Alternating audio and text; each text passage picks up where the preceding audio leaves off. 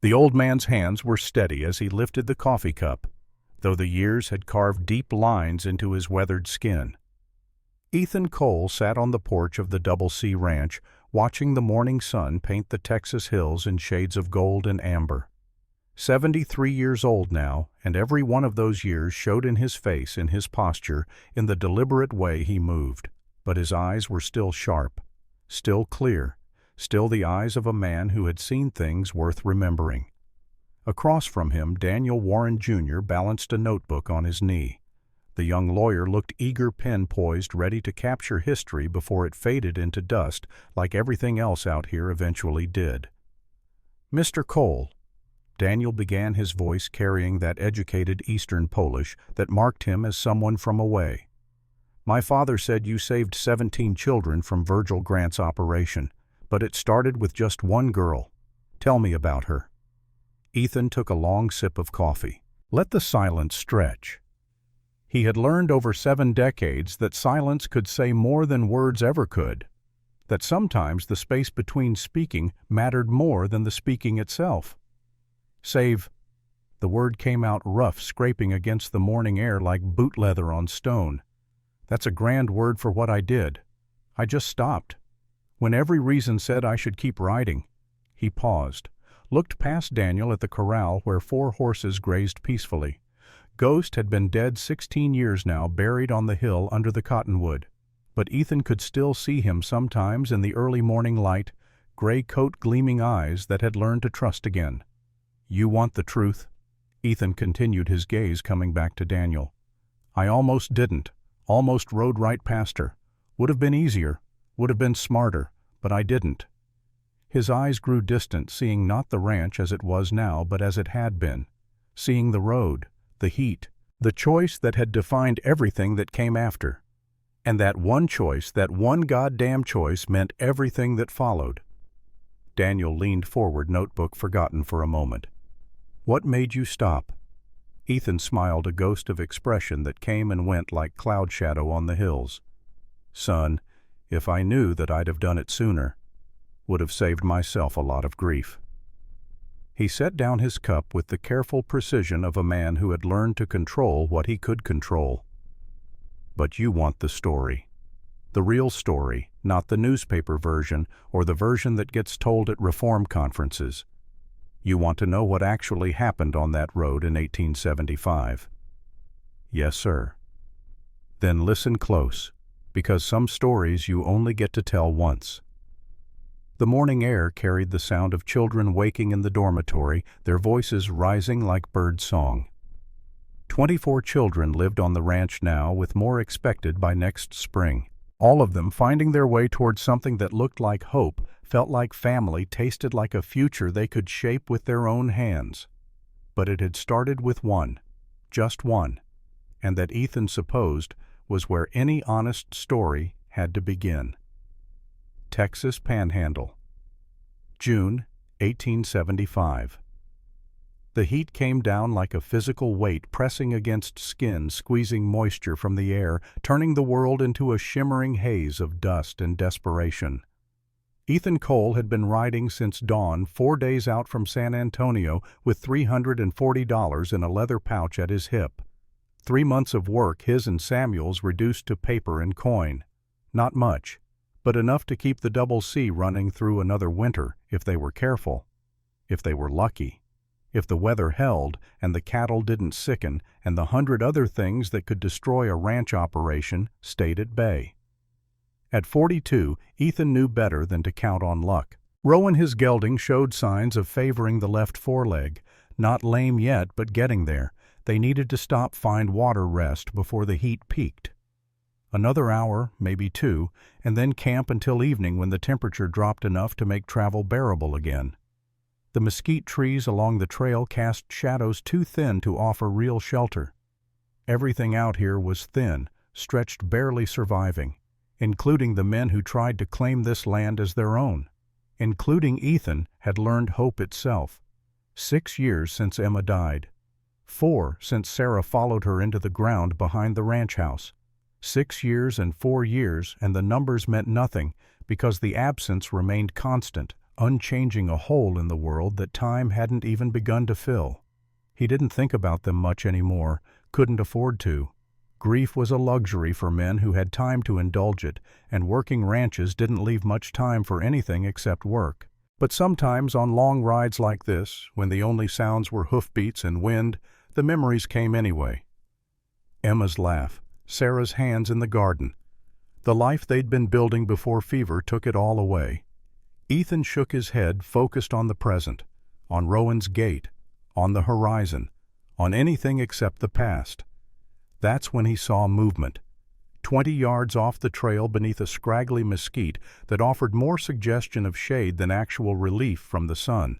At first glance, coyote maybe, or a stray dog, something feral and dying. He almost rode past. Almost. But something made him pull up, made him sit there on Rowan studying the shape that didn't move, like an animal, didn't react like something wild. Closer inspection revealed the truth. Not animal. Human. A child. Girl maybe 8 years old with legs stretched out at angles that immediately registered as wrong. One foot turned inward sharply, the knee locked at a position that spoke of birth defect rather than injury.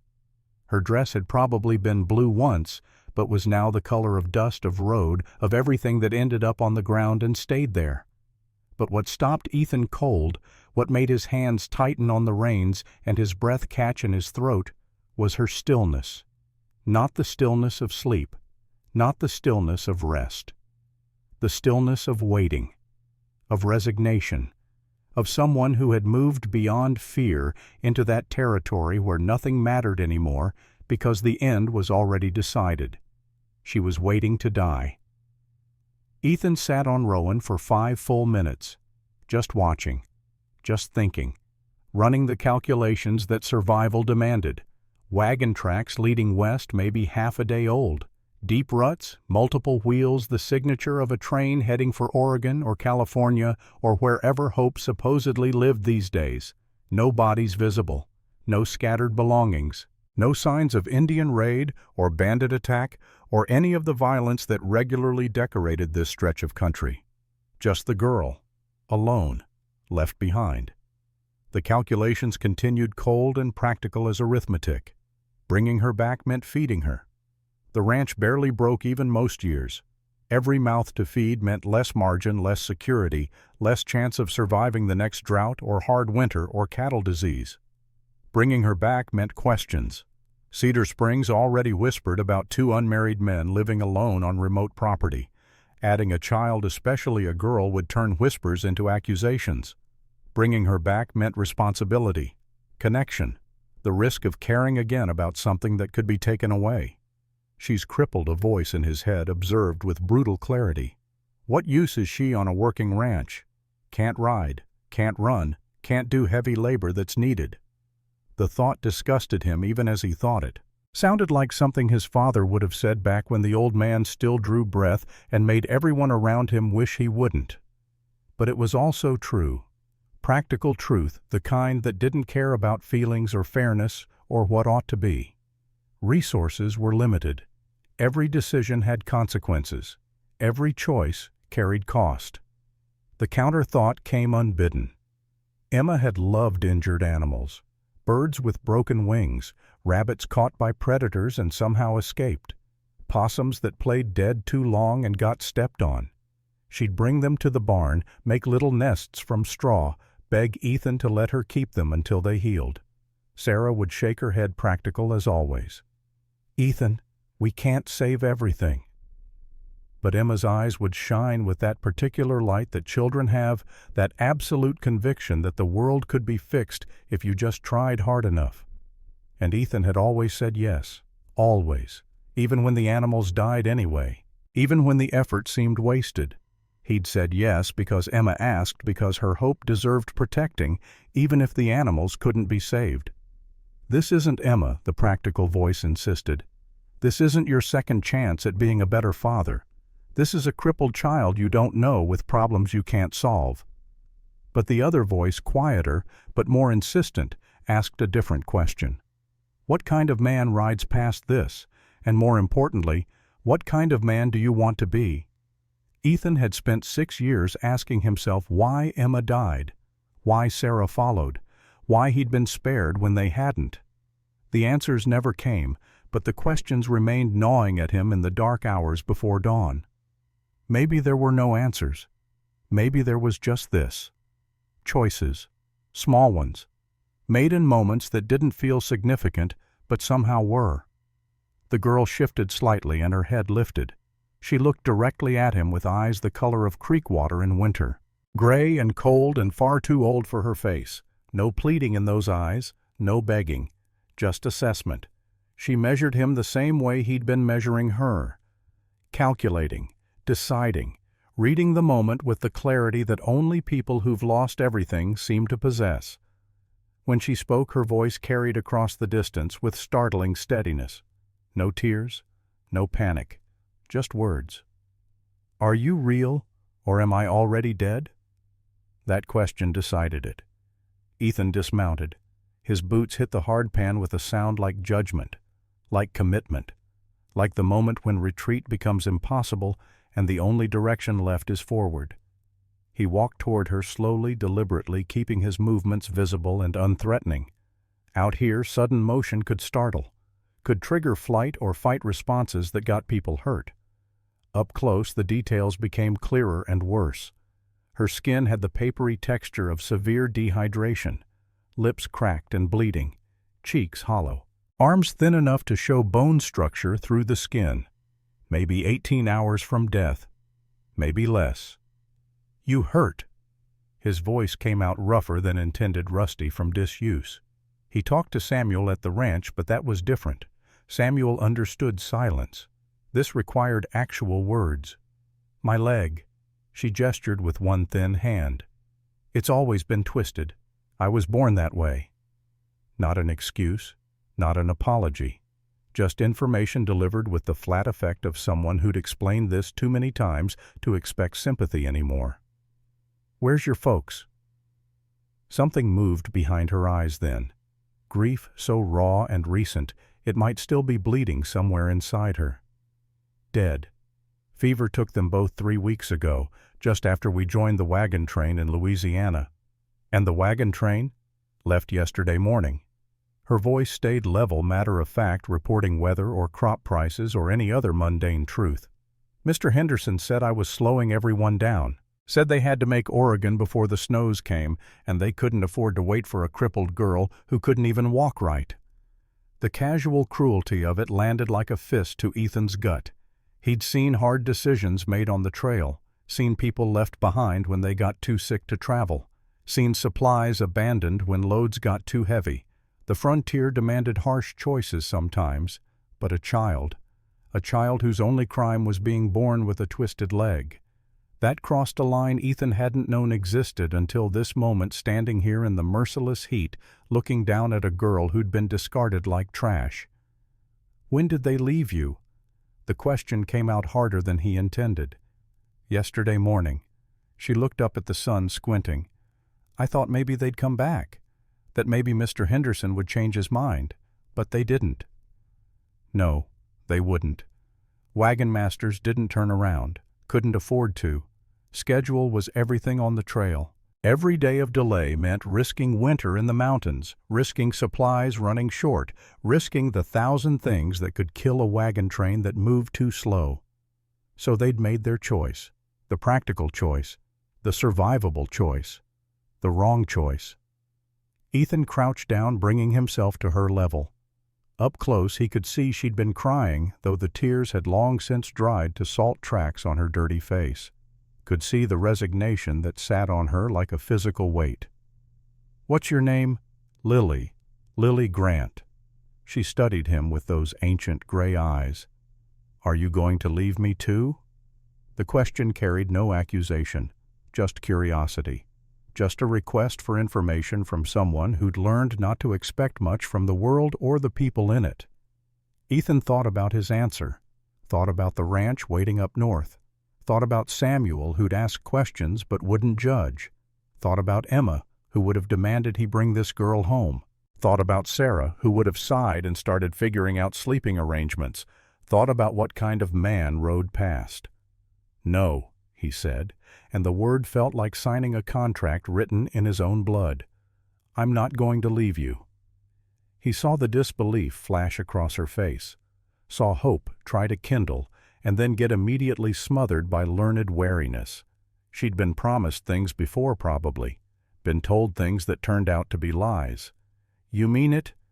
The question came out small, younger than her years, revealing the child beneath the ancient eyes. "I mean it." Ethan straightened, already moving into the practical next steps, because standing around talking didn't solve problems. "But we need to get you water and shade before you cook out here. Can you stand it all?" "A little, if I have something to lean on." She reached toward the mesquite trunk, trying to pull herself upright, but her arms shook with the effort. Too weak, too depleted, too close to the edge where coming back becomes impossible. Ethan didn't hesitate, bent and scooped her up, surprised by how little she weighed. All sharp angles and fragile bones, light as kindling, insubstantial as smoke. She stiffened in his arms, clearly unused to being carried, to being touched, to being helped. But she didn't protest. He settled her across Rowan's saddle, then swung up behind her. The gelding accepted the extra weight without complaint. Good horse. Patient. The kind that had seen everything from Apache raids to stampedes and remained unshakable through it all. "There's a creek about 3 miles north," Ethan said, adjusting his hold so Lily wouldn't slide. "We'll stop there, get you cleaned up and fed. Then we'll figure out what comes next." Lily didn't respond, just relaxed slightly against him, as if the simple act of being held by someone who wasn't planning to abandon her had used up whatever reserves of strength she still possessed. They rode in silence. The only sounds were hoofbeats and the occasional cry of a hawk circling overhead, hunting for prey that probably didn't exist in this heat. Everything smart was underground, waiting for cooler temperatures. Everything stupid was already dead. Ethan had spent most of his life riding this country, knew its rhythms, its dangers, its brutal indifference to human suffering. The land didn't care if you lived or died, didn't care about your plans or your hopes or your reasons for being there. It just existed, vast and empty and older than any human claim upon it. But sometimes, if you paid attention, if you respected what it was and didn't pretend it was something else, the land would give you what you needed: water in a dry creek bed, shelter from a storm, a moment of beauty that justified all the hardship required to witness it. Today the land had given him a choice, and he'd made it. Whether that choice would turn out to be wisdom or foolishness remained to be seen. But it was made, and Ethan Cole had learned long ago that once you commit to a path, second-guessing yourself just makes the walk harder. So he rode, and held the girl who weighed nothing, and tried not to think about how Emma used to feel just this light when she fell asleep in his arms and he'd carry her to bed. The creek appeared as promised, little more than a trickle this late in summer, but enough. Ethan dismounted and helped Lily down, then spread his bedroll beneath a cottonwood tree that offered actual shade, not the pathetic suggestion the mesquite had provided. He settled her on the blanket with the careful precision of someone handling breakable goods, then dug through his saddlebags for the canteen and what remained of the jerky he'd been saving. "Slow sips," he warned, handing her the canteen. "You drink too fast and you'll just bring it back up." She obeyed, taking careful swallows while he watched. Color began returning to her cheeks gradually, the grayish pallor fading to something closer to healthy tan. When she'd had enough water, he gave her a piece of jerky. "Chew it slow. Let your stomach remember what food feels like." While she ate, Ethan busied himself with Rowan, loosened the saddle, checked the gelding's hooves, anything to keep his hands occupied while his mind tried to process what he'd just done. He'd taken on responsibility. Real, legal, permanent responsibility if he followed through properly. A child with a disability that would require accommodation. A girl who would need things he didn't know how to provide. Protection. Education. The kind of care that went beyond making sure bellies stayed full and roofs kept out rain. What the hell was he thinking? "Mister!" He turned to find Lily watching him, the jerky half-eaten in her small hands. You can call me Ethan. Mister makes me feel older than I already am. A ghost of a smile touched her lips. Ethan, then, where are you taking me? My ranch, about a day's ride from here. He moved back to the bedroll and sat down his back against the cottonwood trunk. It's not much, just me and my partner Samuel. Few head of cattle, more work than 2 men can handle most days. But there's a roof that mostly keeps the rain out and enough food to go around. What about after that? The question was quiet, but steel ran underneath it. This was a child who'd learned to think ahead, to plan for worst-case scenarios because worst cases had a way of becoming reality. Ethan sighed, pulled his hat off, and ran a hand through sweat-dampened hair. Honestly, Lily, I don't know. Haven't thought that far ahead. I just knew I couldn't leave you to die on the side of the road. She considered this, chewing thoughtfully on her jerky. I can work. I know I can't do heavy things because of my leg, but I'm smart. My mama taught me to read and do figures, and I'm good with animals. They don't mind that I'm different. No self-pity in her voice, just practical assessment of her abilities and limitations. It reminded Ethan of soldiers after battles cataloging their injuries without emotion because dwelling on them wouldn't change anything.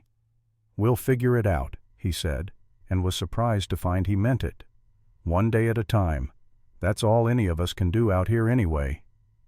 They rested for another hour, waiting for the worst of the heat to pass. Lily dozed fitfully, her body finally relaxing now that immediate survival was assured. Ethan kept watch, his eyes scanning the horizon out of habit more than real concern. This stretch of country was relatively quiet these days. Most of the raiding had moved further west, and Army patrols kept the worst of the trouble tamped down. When the sun started its descent toward the western hills, painting the sky in shades of orange and purple that reminded him why he'd fallen in love with this hard land in the first place, Ethan gently shook Lily awake. Time to move. We can make another 10 miles before dark if we push. She nodded, rubbing sleep from her eyes. He helped her back onto Rowan, and they set off again. This time with Lily sitting more comfortably in front of him, her small body fitting naturally into the space between his arms as he held the reins. "Tell me about your ranch," she said after a while, her voice barely audible over the sound of the horse's steady gait. So he did. Told her about the main house that he and Samuel had built together, about the barn that had survived 3 tornadoes and a flash flood, about the cattle that were half longhorn and half stubborn meanness. Told her about Samuel, who'd fought in the Union Army during the war and who could do things with a rope that bordered on magic skills learned during his cavalry days. What he didn't tell her was about Sarah and Emma. Didn't tell her that every corner of that ranch held memories that could still drop him to his knees if he wasn't careful. Didn't tell her that the reason he'd been in San Antonio was partly to sell cattle and partly to outrun ghosts that had names and faces and favorite songs they'd sing while doing dishes. Some stories weren't ready to be told yet, maybe never would be.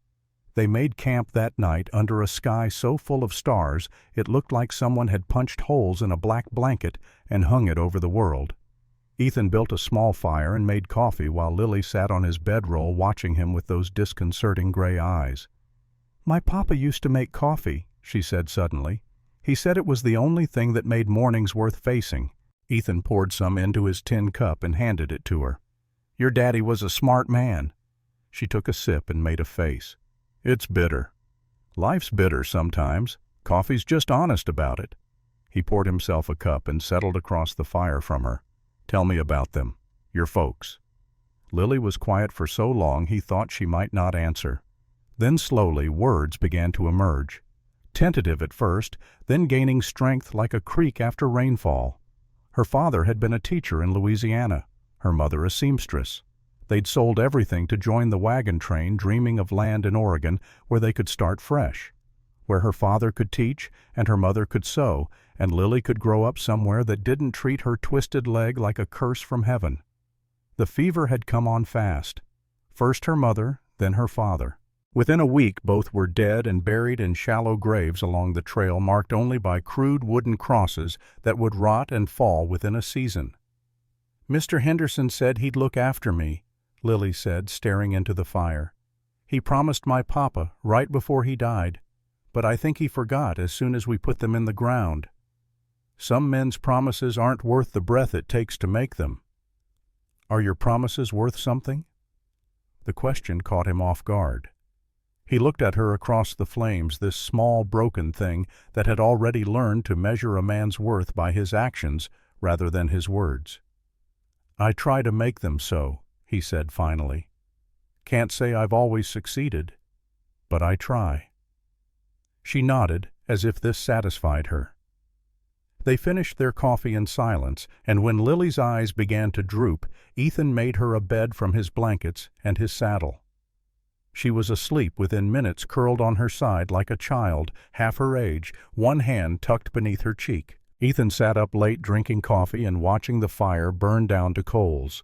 He thought about the choice he'd made, about what it would mean to bring a crippled child to a working ranch, about Samuel's reaction, about the town's gossip, about the 100 complications he'd just invited into his carefully controlled life. But mostly, he thought about Emma, about how she'd loved collecting injured animals, about how Sarah would scold but always make room for one more broken thing that needed healing, and he thought about what kind of man he wanted to be. When he finally lay down to sleep, his dreams were restless things full of wagon trains and empty roads, and Sarah's voice asking him why he hadn't saved their Emma the way he was saving this stranger's child. He woke before dawn with the old familiar ache in his chest and the knowledge that there was no good answer to that question. They reached the Double C Ranch late the following afternoon. The land here was different from the flat emptiness they'd crossed. Rolling hills covered in scrub oak and mesquite with limestone outcroppings that glowed white in the sun. The main house sat in a shallow valley backed by a line of cottonwoods that marked the creek running through the property. Lily sat up straighter in the saddle as they approached, taking in everything with keen interest. Ethan saw it through her eyes. The weathered wood of the house and barn, the corral holding a dozen horses, the scattering of chickens in the yard. Beyond it all, the wide Texas sky that seemed to go on forever. It wasn't much, but it was his and Samuel's. 10 years they'd worked this land, built it from nothing. Barely profitable most years but theirs. No man's claim but their own. Now he was bringing complication into it, bringing responsibility, bringing a child who would change everything just by existing. Samuel emerged from the barn as they rode up. He was a lean man in his 50s, all sinew and bone, with silver threading through his black hair, and a face that had been handsome before life carved its stories there. His eyes, dark and sharp, missed nothing. He saw Lily. Eyebrows raised fractionally, the only sign of surprise Samuel ever showed. "Boss?" His greeting the way he'd always addressed Ethan, despite being corrected 100 times. Boss was Samuel's choice, his way of navigating a white world while maintaining his own dignity. "Samuel, this is Lily Grant. Found her on the San Antonio Road." Samuel's eyes swept over Lily in a single assessment, cataloging injuries, assessing needs, calculating impact. The same tactical mind that had kept him alive through Sherman's march and 3 years of cavalry duty. "She looks hungry." "She is." "I made stew." "Good." That was it. No questions about why Ethan had brought her. No judgment. Just immediate shift to the practical next step, because that's what survival required. Deal with what is not what might have been or should have been. This was why Ethan trusted Samuel more than any man alive. They went inside and Samuel ladled stew into bowls while Ethan helped Lily into a chair at the rough wooden table. The interior was neat Samuel's doing, since Ethan tended to let things pile up when left to his own devices. Main room served as kitchen and living space. 2 smaller rooms off to the side had been bedrooms once. Lily ate slowly, methodically, as if afraid the food might disappear if she enjoyed it too much. Samuel and Ethan exchanged looks over her head, an entire conversation happening in silence the way it did between men who'd known each other long enough that words became optional. "Where did you find her?" Samuel asked, finally his voice carrying that musical accent that marked him as someone from elsewhere, someone with stories he rarely told. "About 40 miles south. Wagon train left her." Samuel's jaw tightened. He'd been born enslaved in Georgia. Freed during Sherman's March in 1864. Joined the Union Army Company, D5th USCT. Met Ethan during the final push of the war when their units had fought side by side. After the war, Samuel had come west.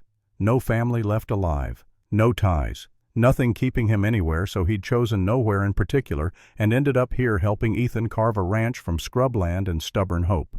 10 years of partnership. 10 years of shared work and shared meals, and the kind of friendship that didn't need constant affirmation because it was proven daily through actions rather than words. How long will she stay?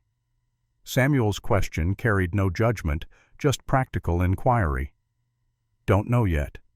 Haven't thought that far ahead. Samuel nodded, returned to his stew. After a moment, he spoke again, this time directly to Lily. Miss Lily, do you know how to collect eggs from chickens?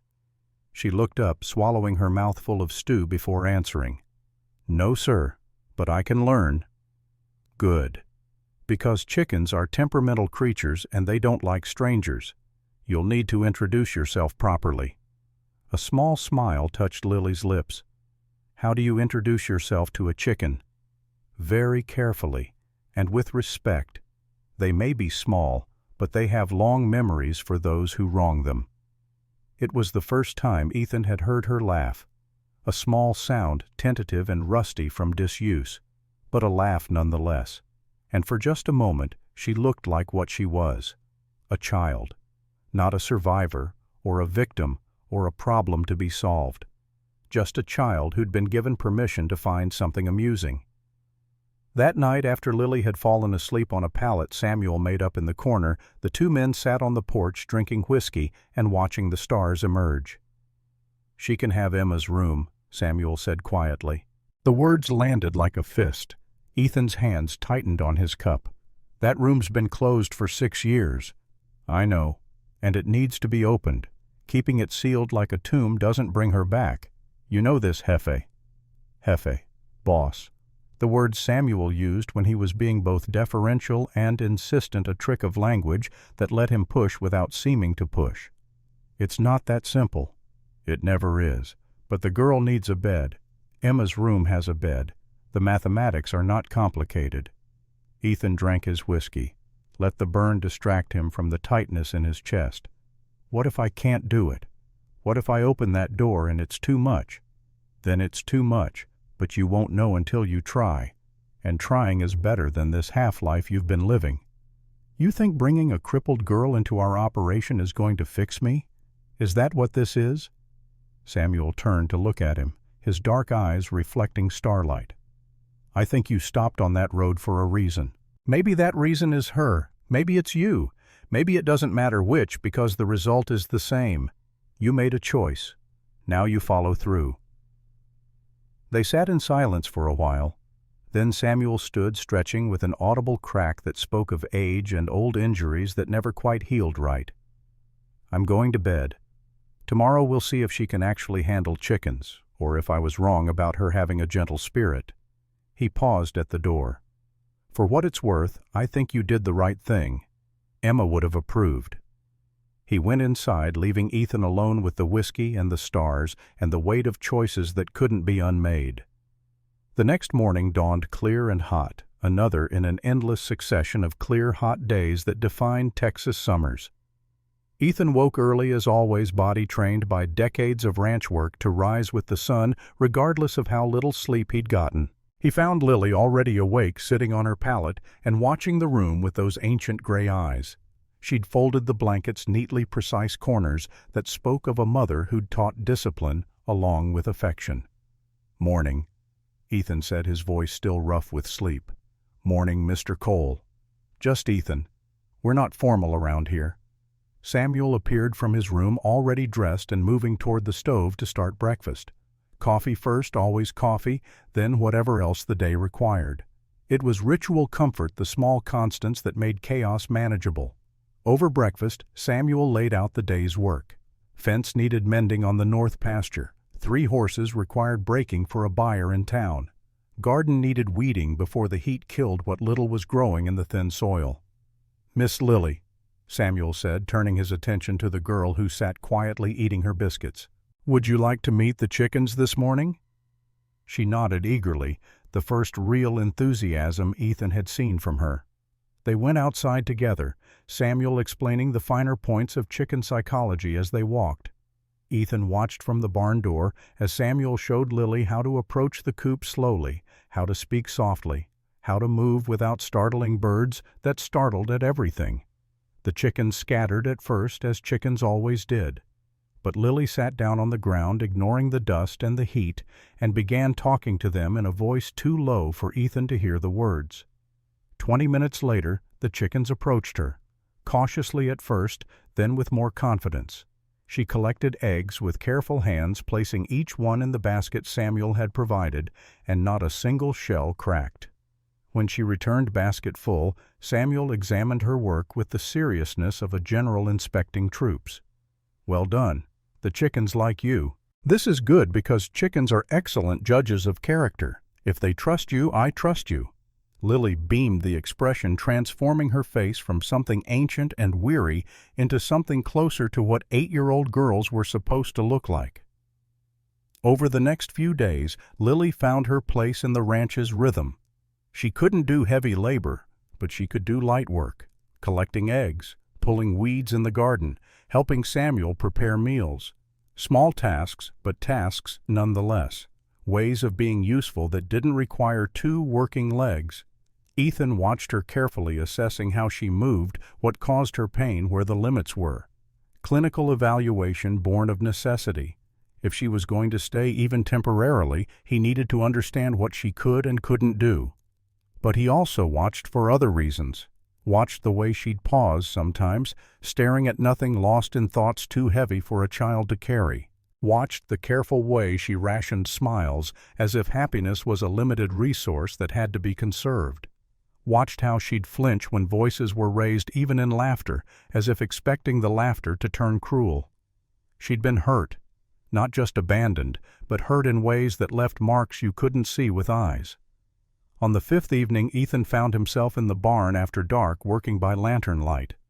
Measuring, calculating, carving wood with the same care he'd once used to make toys for Emma. Samuel appeared in the doorway, silent as always. Watched for a moment before speaking. "What are you making?" "Proper crutch.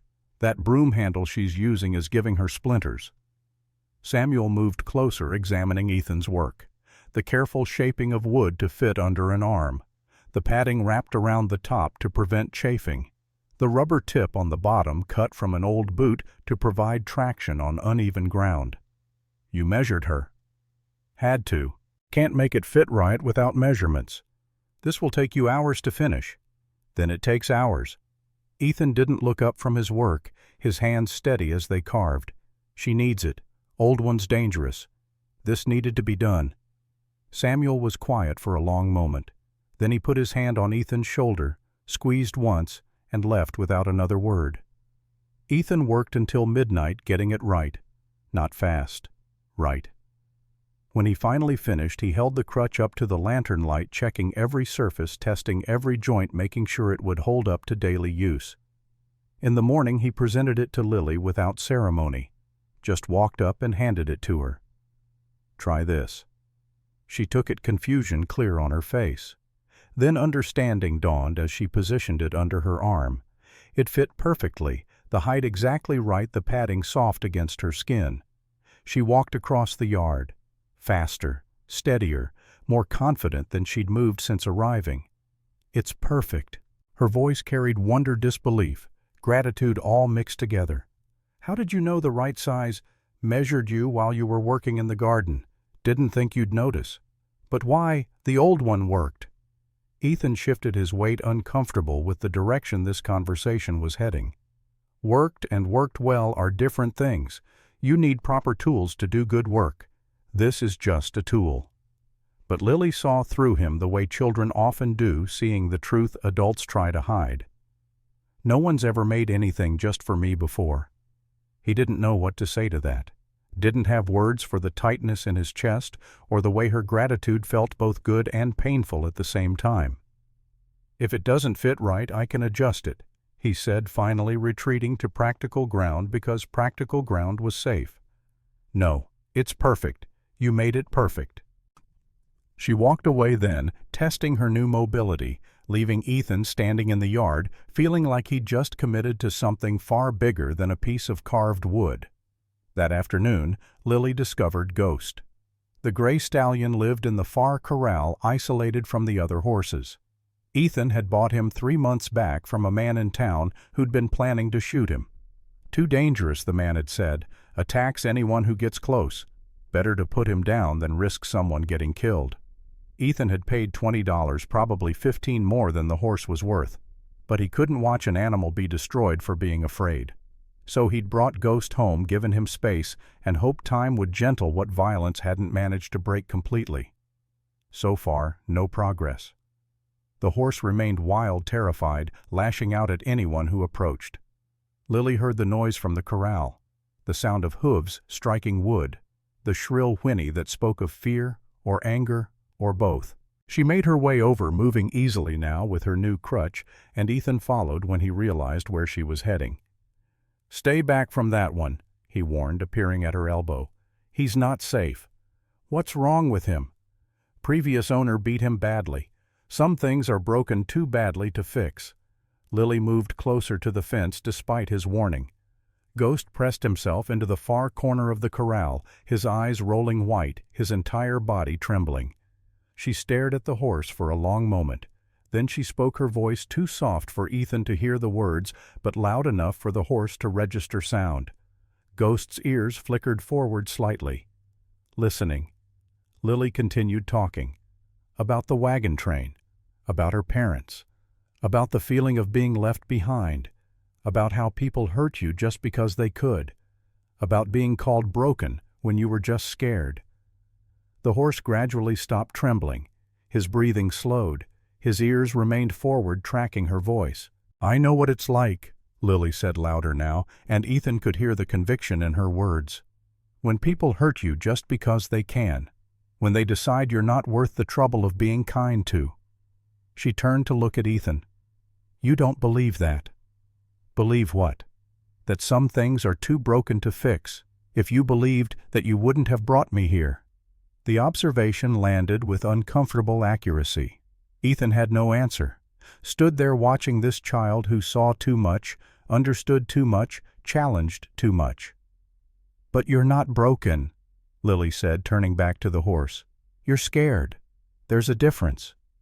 Later, Ethan would wonder if she'd been talking to the horse, or to herself, or to both of them at once. Would wonder if maybe she'd been talking to him too, calling out the lie he'd been telling himself for 6 years.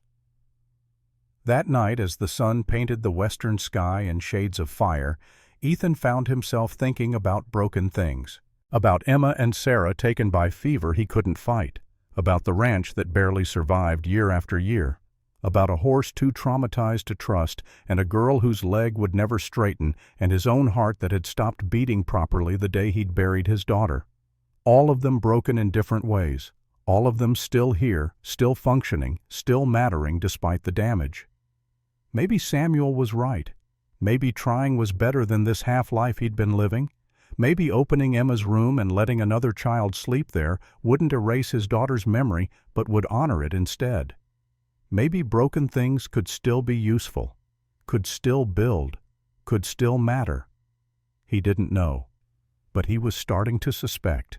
And suspicion, he'd learned, was how faith began. 3 weeks passed. 3 weeks of finding rhythms, establishing routines, learning the shape of life with one more person in it. Lily collected eggs every morning, her new crutch tapping against hardpan as she moved from coop to garden to kitchen. Samuel taught her Spanish in the evenings, his patience infinite as she stumbled over unfamiliar sounds. Ethan showed her how to calculate cattle value, how to read weather signs, how to mend harness leather. Small things, ordinary things, the kind of things that didn't feel significant in the moment, but somehow were. She was good with the horses, better than good. Ethan watched her work with the younger animals, the ones that weren't quite broken yet but were learning. She'd talk to them the way she talked to Ghost, that low, steady voice that carried more meaning than the words themselves. And the horses responded, settling under her attention in ways they didn't for him or Samuel. Ghost himself had made progress, Not tame, not by any measure, but less wild, less terrified. Lily spent an hour each day at his corral just being present, sometimes talking, sometimes silent, just showing him that proximity didn't have to mean pain. On the morning of the 22nd day, Ethan stood on the porch drinking coffee and watching Lily work with a young mare in the training corral. The girl's movements were awkward, unbalanced by the crutch, but effective. The mare tracked her with ears forward, curious rather than afraid. Samuel appeared beside him, 2 mugs of fresh coffee in hand, handed one to Ethan without speaking. They watched together the way men do when words would only diminish what was being witnessed. "She laughed yesterday," Samuel said finally, "at one of my terrible jokes about the rooster. I heard. First time I've heard that sound from her. Real laughter, not the careful kind that's checking to see if it's allowed. She's settling in." "Yes, she is." Samuel took a long drink. "Which means trouble will come soon. It always does when things start feeling stable." "You think Dalton will make a move?" "I know he will. Man like that, with the grudge he carries, he doesn't let go. He's just been waiting, watching, building his case." Ethan knew Samuel was right. Had known it since that first day when he'd stopped on the road. Taking Lily had set something in motion, and motion didn't stop just because you wanted it to. Then we deal with it when it comes. And if we can't, then we couldn't, but we'll try. That's all anyone can do. The sound of hoofbeats interrupted their conversation. Multiple horses moving at a deliberate pace that suggested purpose rather than casual travel. Ethan set down his coffee cup and stepped off the porch. Samuel moving with him in the synchronized way of men who'd fought side by side. 5 riders emerged from the morning heat shimmer. Sheriff Dale Dalton in front badge catching sunlight. 3 men behind him, not deputies, something else. Hired muscle maybe, or witnesses. The kind of men who got paid to stand around and look threatening. Lily saw them from the corral, stopped working. Even from this distance, Ethan could see her body tense, see fear replace the contentment that had been settling into her features. Dalton dismounted slowly, making a show of it, taking his time, establishing dominance through deliberate movement. "Cole." His voice carried across the yard flat and official. "Right?" "Sheriff." Ethan kept his own voice neutral, giving nothing. Dalton's eyes swept the property, cataloging everything. The fence line, the barn, the horses in the corral, Lily standing frozen watching. His gaze lingered on her before returning to Ethan. "That the girl people are talking about, her name's Lily Grant." "I know her name. What I don't know is your business taking in a child without proper procedure." He pulled out a small notebook, flipped it open with practiced ease. "According to my information, Miss Grant's parents died 3 weeks ago. Wagon train left her on the roadside. You picked her up and brought her here. That about sum it up." "That's right." "Did you file guardianship papers, notify territorial authorities, follow any legal procedure whatsoever?" The silence that followed carried weight, because no, Ethan hadn't done any of those things, hadn't even thought about them, just brought her home, put her to work, tried to give her a place to exist. Dalton's mouth curved into something that wasn't quite a smile. "Thought not. So technically, Cole, you're harboring an orphan without legal standing. That's a problem." "Problem." Samuel's voice carried an edge Ethan rarely heard. "He saved her life." Dalton didn't look at Samuel, didn't acknowledge him at all, which was its own kind of insult, the kind designed to provoke. Problem because orphans are wards of the territory until proper guardianship is established. She should be in institutional care pending legal resolution. "You mean an orphanage?" Ethan kept his voice level despite the anger building in his chest, where she'd be worked to death or sold off to whoever wanted cheap labor. "I mean legal proper care, with documentation, with oversight." Dalton closed his notebook with a snap. "Instead, you've got an 8-year-old girl living with 2 unmarried men. You really don't see how that looks. How it looks and what it is are different things. Not to the law, not to decent society." Dalton's eyes hardened. "I'm giving you fair warning, Cole. Get those legal papers filed. Establish proper guardianship through official channels, or I'll be back with territorial authorities and they'll take her to an institution where she belongs until a suitable family can be found." The threat hung in the air between them, heavy as the heat. "This isn't about the law, Dale." Ethan's voice dropped lower, quieter, more dangerous. "This is about Tom." Dalton's face tightened, color rising in his cheeks. "Don't. Your brother made his own choices that day at Adobe Walls. I tried to stop him from charging, ordered him to hold position. He didn't listen. You were in command. His blood is on your hands. His blood is on Comanche Lance's because he was brave and stupid and ignored every order I gave him. Got himself killed. Got 3 other men killed trying to pull him back." Ethan took a step forward. "And yes, we left his body on that field, because we were retreating under fire, because I chose to save the living instead of collecting the dead. That's a choice I'll never forgive." "Then don't. But don't punish an innocent child to get at me. That's not justice. That's just cruelty dressed up in a badge." The standoff stretched. One of Dalton's men shifted nervously, hand drifting toward his gun. Samuel's posture changed fractionally, ready to move if movement became necessary. Then Dalton stepped back, broke the tension with deliberate effort. "You've got 1 week, Cole. 1 week to file proper guardianship papers with the territorial court. If you don't, I'll be back. And next time I won't be asking." He mounted his horse with the same deliberate slowness he'd used dismounting. "Might want to think about what's best for that girl, whether your pride is worth her welfare." They rode out, dust rising behind them, silence settling back over the ranch like a physical thing. Samuel exhaled slowly. "That went better than I expected." "Did it?" "We're all still breathing. That's better than I expected." Ethan looked toward the corral where Lily stood gripping the fence rail, her knuckles white with tension. Even from here he could see she was shaking. "He's going to come back," Ethan said. "With or without those papers. This was just the opening move." "I know. Question is, what's our next move?" Ethan was quiet for a long moment. Then he turned toward the house. "We go to town, file the papers, do this right. And if they deny the petition, then we fight harder, but we start by playing their game, by their rules, for now." The next morning, Ethan rode into Cedar Springs.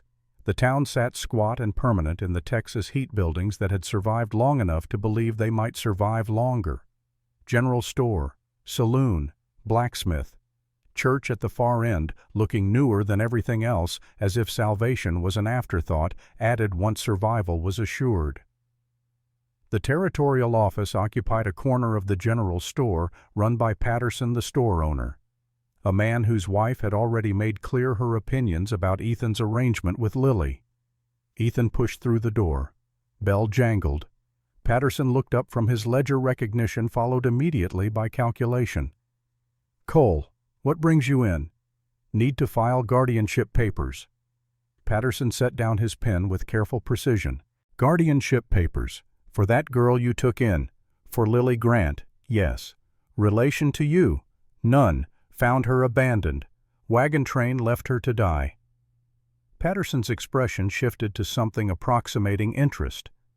Professional interest, the kind that suggested complications meant fees. "Then you need to file a petition for guardianship of an unrelated minor. That's a more involved process." "I'm aware. What's required?" Patterson pulled out a different ledger, flipped through pages until he found what he was looking for.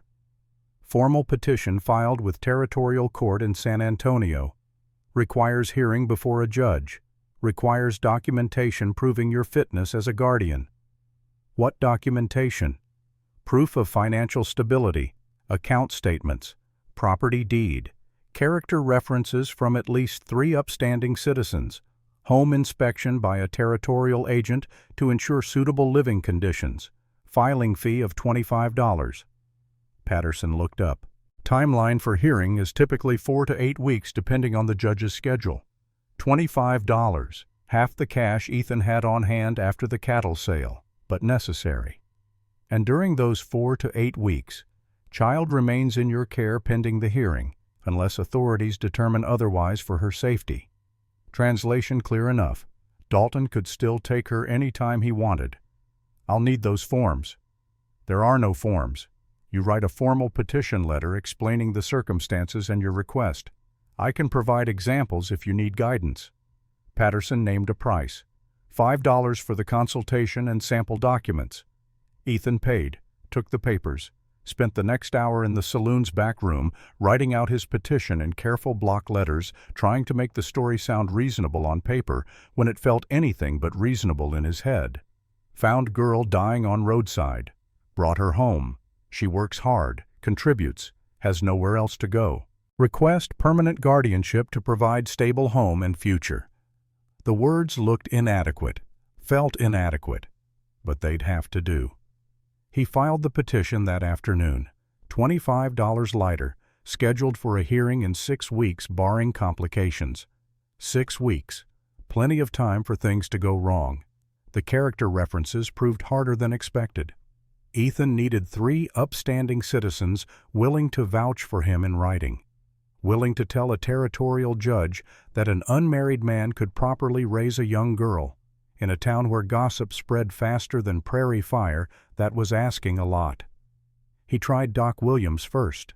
The old physician had been practicing in Cedar Springs for 30 years, delivered half the children in town, buried the other half's parents. Respected, established, perfect witness. Doc listened to Ethan's request in his office that smelled of carbolic and old paper, listened with the professional attention he gave to medical complaints, then shook his head. Ethan, I'd like to help. You know I would, but Martha, my wife, she has concerns. He gestured vaguely as if his wife's concerns were weather patterns beyond anyone's control. About propriety, about a child, especially a girl child living with unmarried men. It wouldn't be appropriate for me to sign something that Martha believes is improper. Doc, the girl would have died. She was maybe hours from it. And you did a Christian thing saving her. But saving and raising are different propositions. Perhaps if you were to remarry, find a woman to provide proper maternal influence. Ethan left without arguing. Argument wouldn't change minds already made up. Reverend Thomas was next.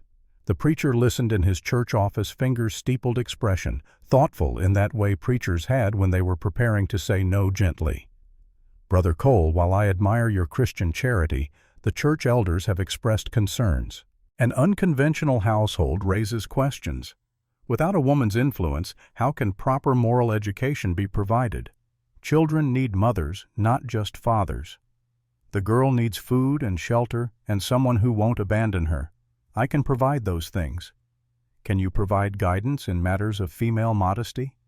Can you teach her the domestic arts expected of young women? Can you prepare her for Christian marriage and motherhood? Reverend Thomas leaned forward. I mean no disrespect, but these are practical concerns. Perhaps if you were to consider remarriage.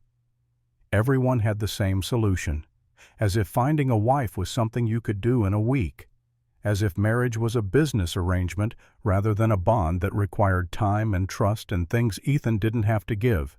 He tried Jenkins at the hardware store, tried Miller at the feed depot, tried half a dozen men he'd done business with over the years, all of them sympathetic, all of them sorry, all of them unwilling to put their names on paper that might bring their own households into question. By evening, Ethan had one signature. Martha Henderson, who'd traveled 3 miles to town just to add her name to his petition, who'd looked him in the eye and said, "That child deserves better than what my husband gave her. This is the least I can do." One signature. He needed 3. Samuel tried to sign. Rode into town the next day, walked into Patterson's office and offered his name as reference. Patterson barely looked at the paper. References must be from citizens of good standing. Colored references don't carry legal weight in territorial court. Samuel's face remained blank. Professional. The mask he wore when navigating white spaces that didn't want him there. But Ethan, watching from across the room, saw the tightness around his eyes, the controlled breathing, the reminder that 15 years after emancipation, Samuel still wasn't quite equal in the eyes of the law. "That's horseshit," Ethan said quietly. Patterson shrugged. "That's the law. You want the guardianship, you follow the requirements." They left together. walked back to their horses in silence, heavy with all the things that couldn't be said because saying them wouldn't change anything. "I'm sorry," Ethan said finally. "Not your fault.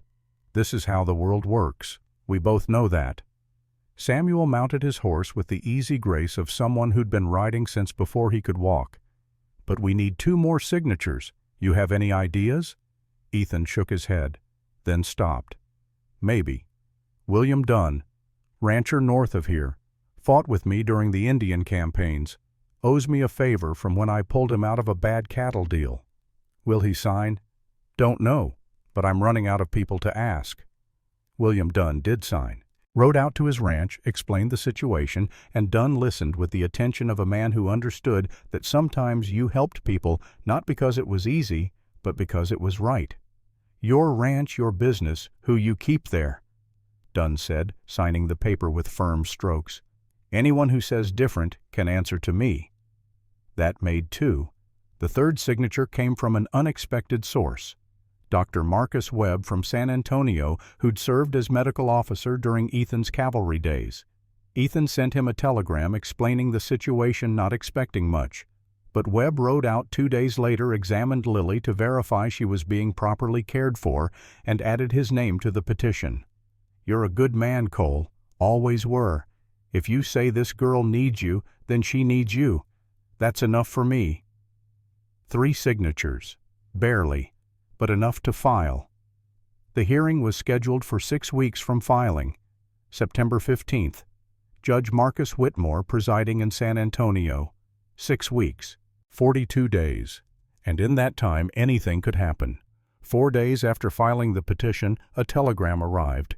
Ethan read it 3 times, each reading making the words no more comprehensible but infinitely more dangerous. From Virgil Grant, Boston, to Territorial Court, San Antonio, Lily Grant guardianship, claiming guardianship as blood relative. Stop. Will present genealogical evidence. Stop. Request stay of current petition pending my arrival. Stop. Ethan stood in the telegraph office reading the paper until the words stopped looking like words and became just shapes on a page.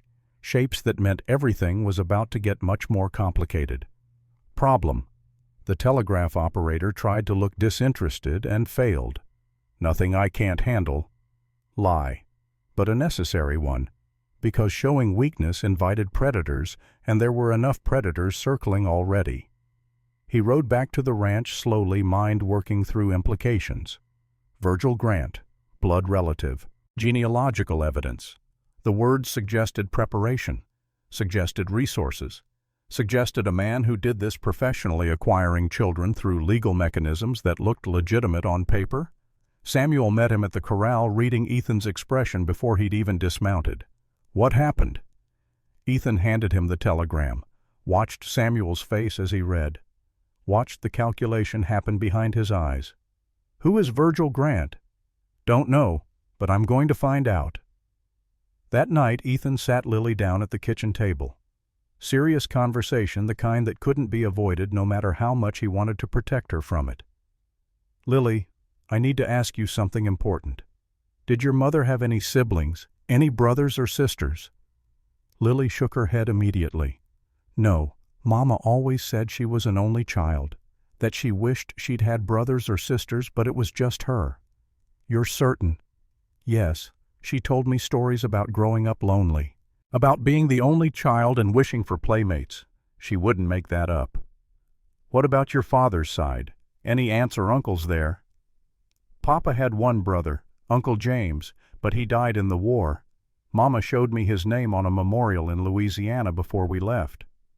"So no living relatives on either side?" "No, sir. That's why when the fever took them, there was no one to send me to. Mr. Henderson said I was alone in the world now." Ethan believed her. Children didn't lie about loneliness. Couldn't fake that particular kind of matter-of-fact sadness that came from knowing you had no one. Which meant Virgil Grant was lying. The genealogical evidence was fabricated. The blood relative claim was fraud. But proving that would require resources Ethan didn't have, would require lawyers and investigators and time and money. Money he especially didn't have. That night, after Lily had gone to bed, Ethan and Samuel sat at the table going over the ranch finances. The numbers weren't good. They never were. $340 from the cattle sale, minus $25 for filing fees, minus $5 for consultation, minus $30 for supplies, $280 remaining. Against that, winter feed would cost at least $150. Equipment repairs another $50. Taxes $75. That left $5 cushion before they started eating into next year's operating capital. "If we fight this grant in court, we'll need a lawyer," Samuel said, stating the obvious because sometimes obvious things needed to be stated.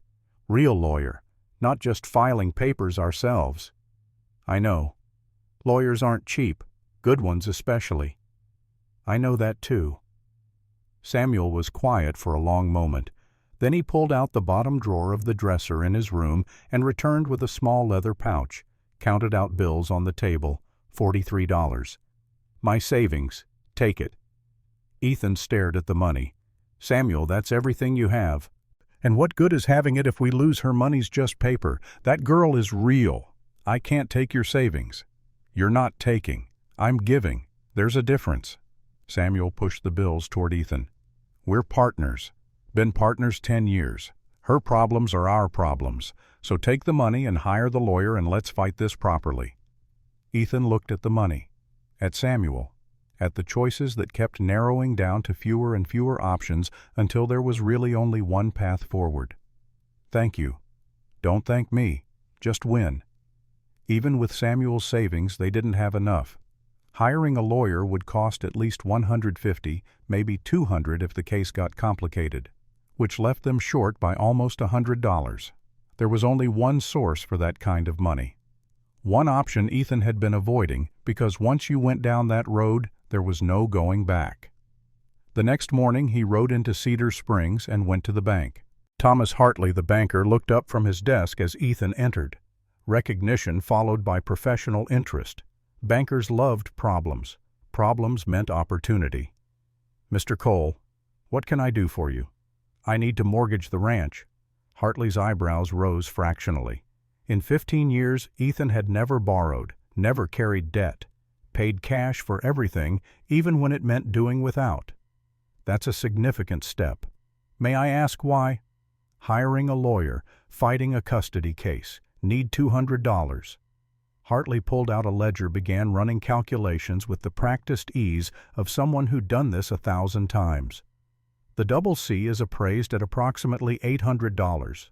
Bank policy allows mortgages up to 75% of appraised value. That's $600 maximum. I'm requesting $200. Terms would be 1-year repayment, 12% annual interest. That's $24 in interest, total repayment of $224. Hartley looked up. "If you can't pay, the bank takes the property. You understand that?" "I understand." "Ethan, you've run this ranch debt-free for 10 years. This is risk, substantial risk, over a child who isn't even yours by blood." "Risk I'm taking."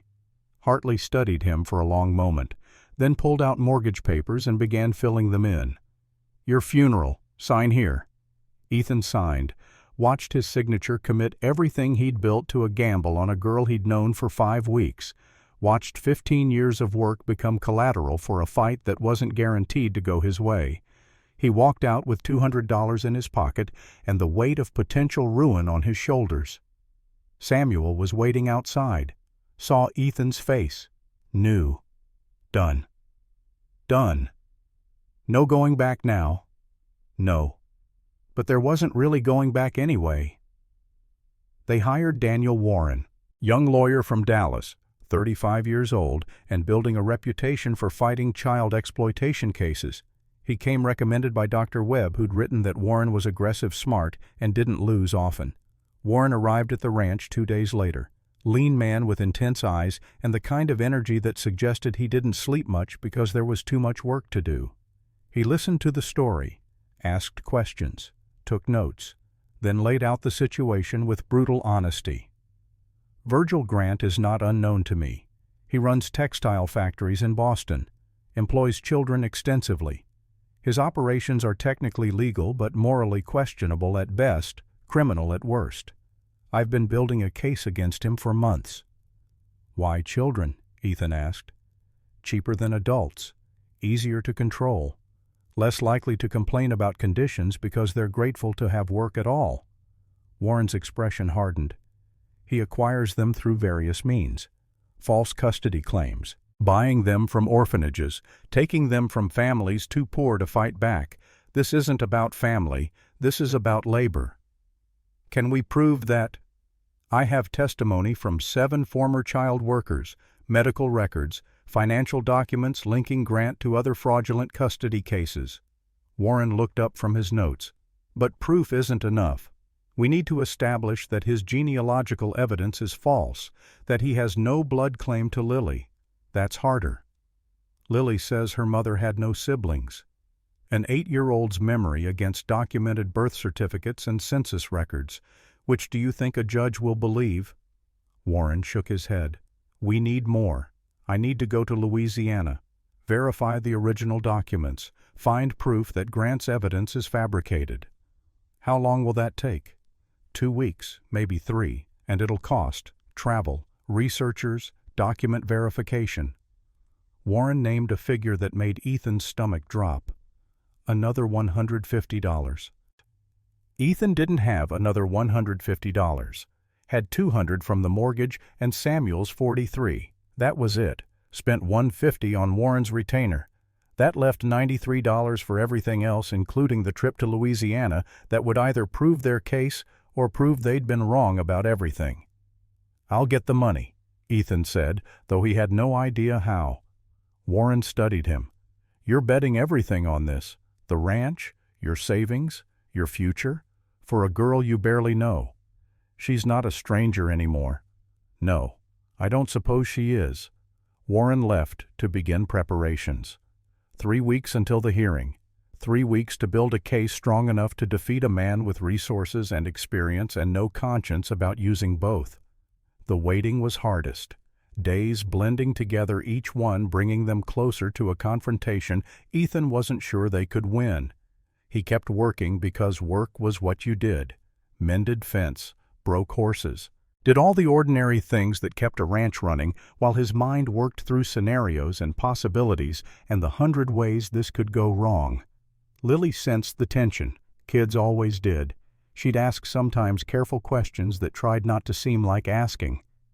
"Is everything okay, Mr. Ethan?" "Everything's fine. Just got some business to handle in San Antonio. Nothing for you to worry about." "Is it about me?" No point lying. She'd see through it. "Yes. Man claims he's your uncle. Says he should be your guardian instead of me. We're going to court to sort it out." "But I don't have an uncle." "I know, and we're going to prove that. But it takes time and money and lawyers. That's what we're working on." She was quiet for a moment. "Then, what happens if we lose?" "We won't. But if we do," Ethan crouched down so they were eye level, "then we fight harder. We appeal. We find another way. But I'm not going to let some factory owner take you to Boston and work you to death. That's not happening. You understand?" She nodded, but her eyes held doubt. The kind of doubt that came from experience with broken promises and good intentions that didn't work out. That night, Ethan couldn't sleep. Lay in bed staring at darkness and running calculations that never came out right. Finally gave up and went to the porch. Found Samuel already there smoking in the pre-dawn darkness. "Can't sleep either," Samuel asked. "Too much thinking." "Thinking doesn't solve problems, just makes them feel bigger." "You have a better suggestion?" "Yes. Stop thinking about whether we can win. Start thinking about what we do when we do win. How we expand.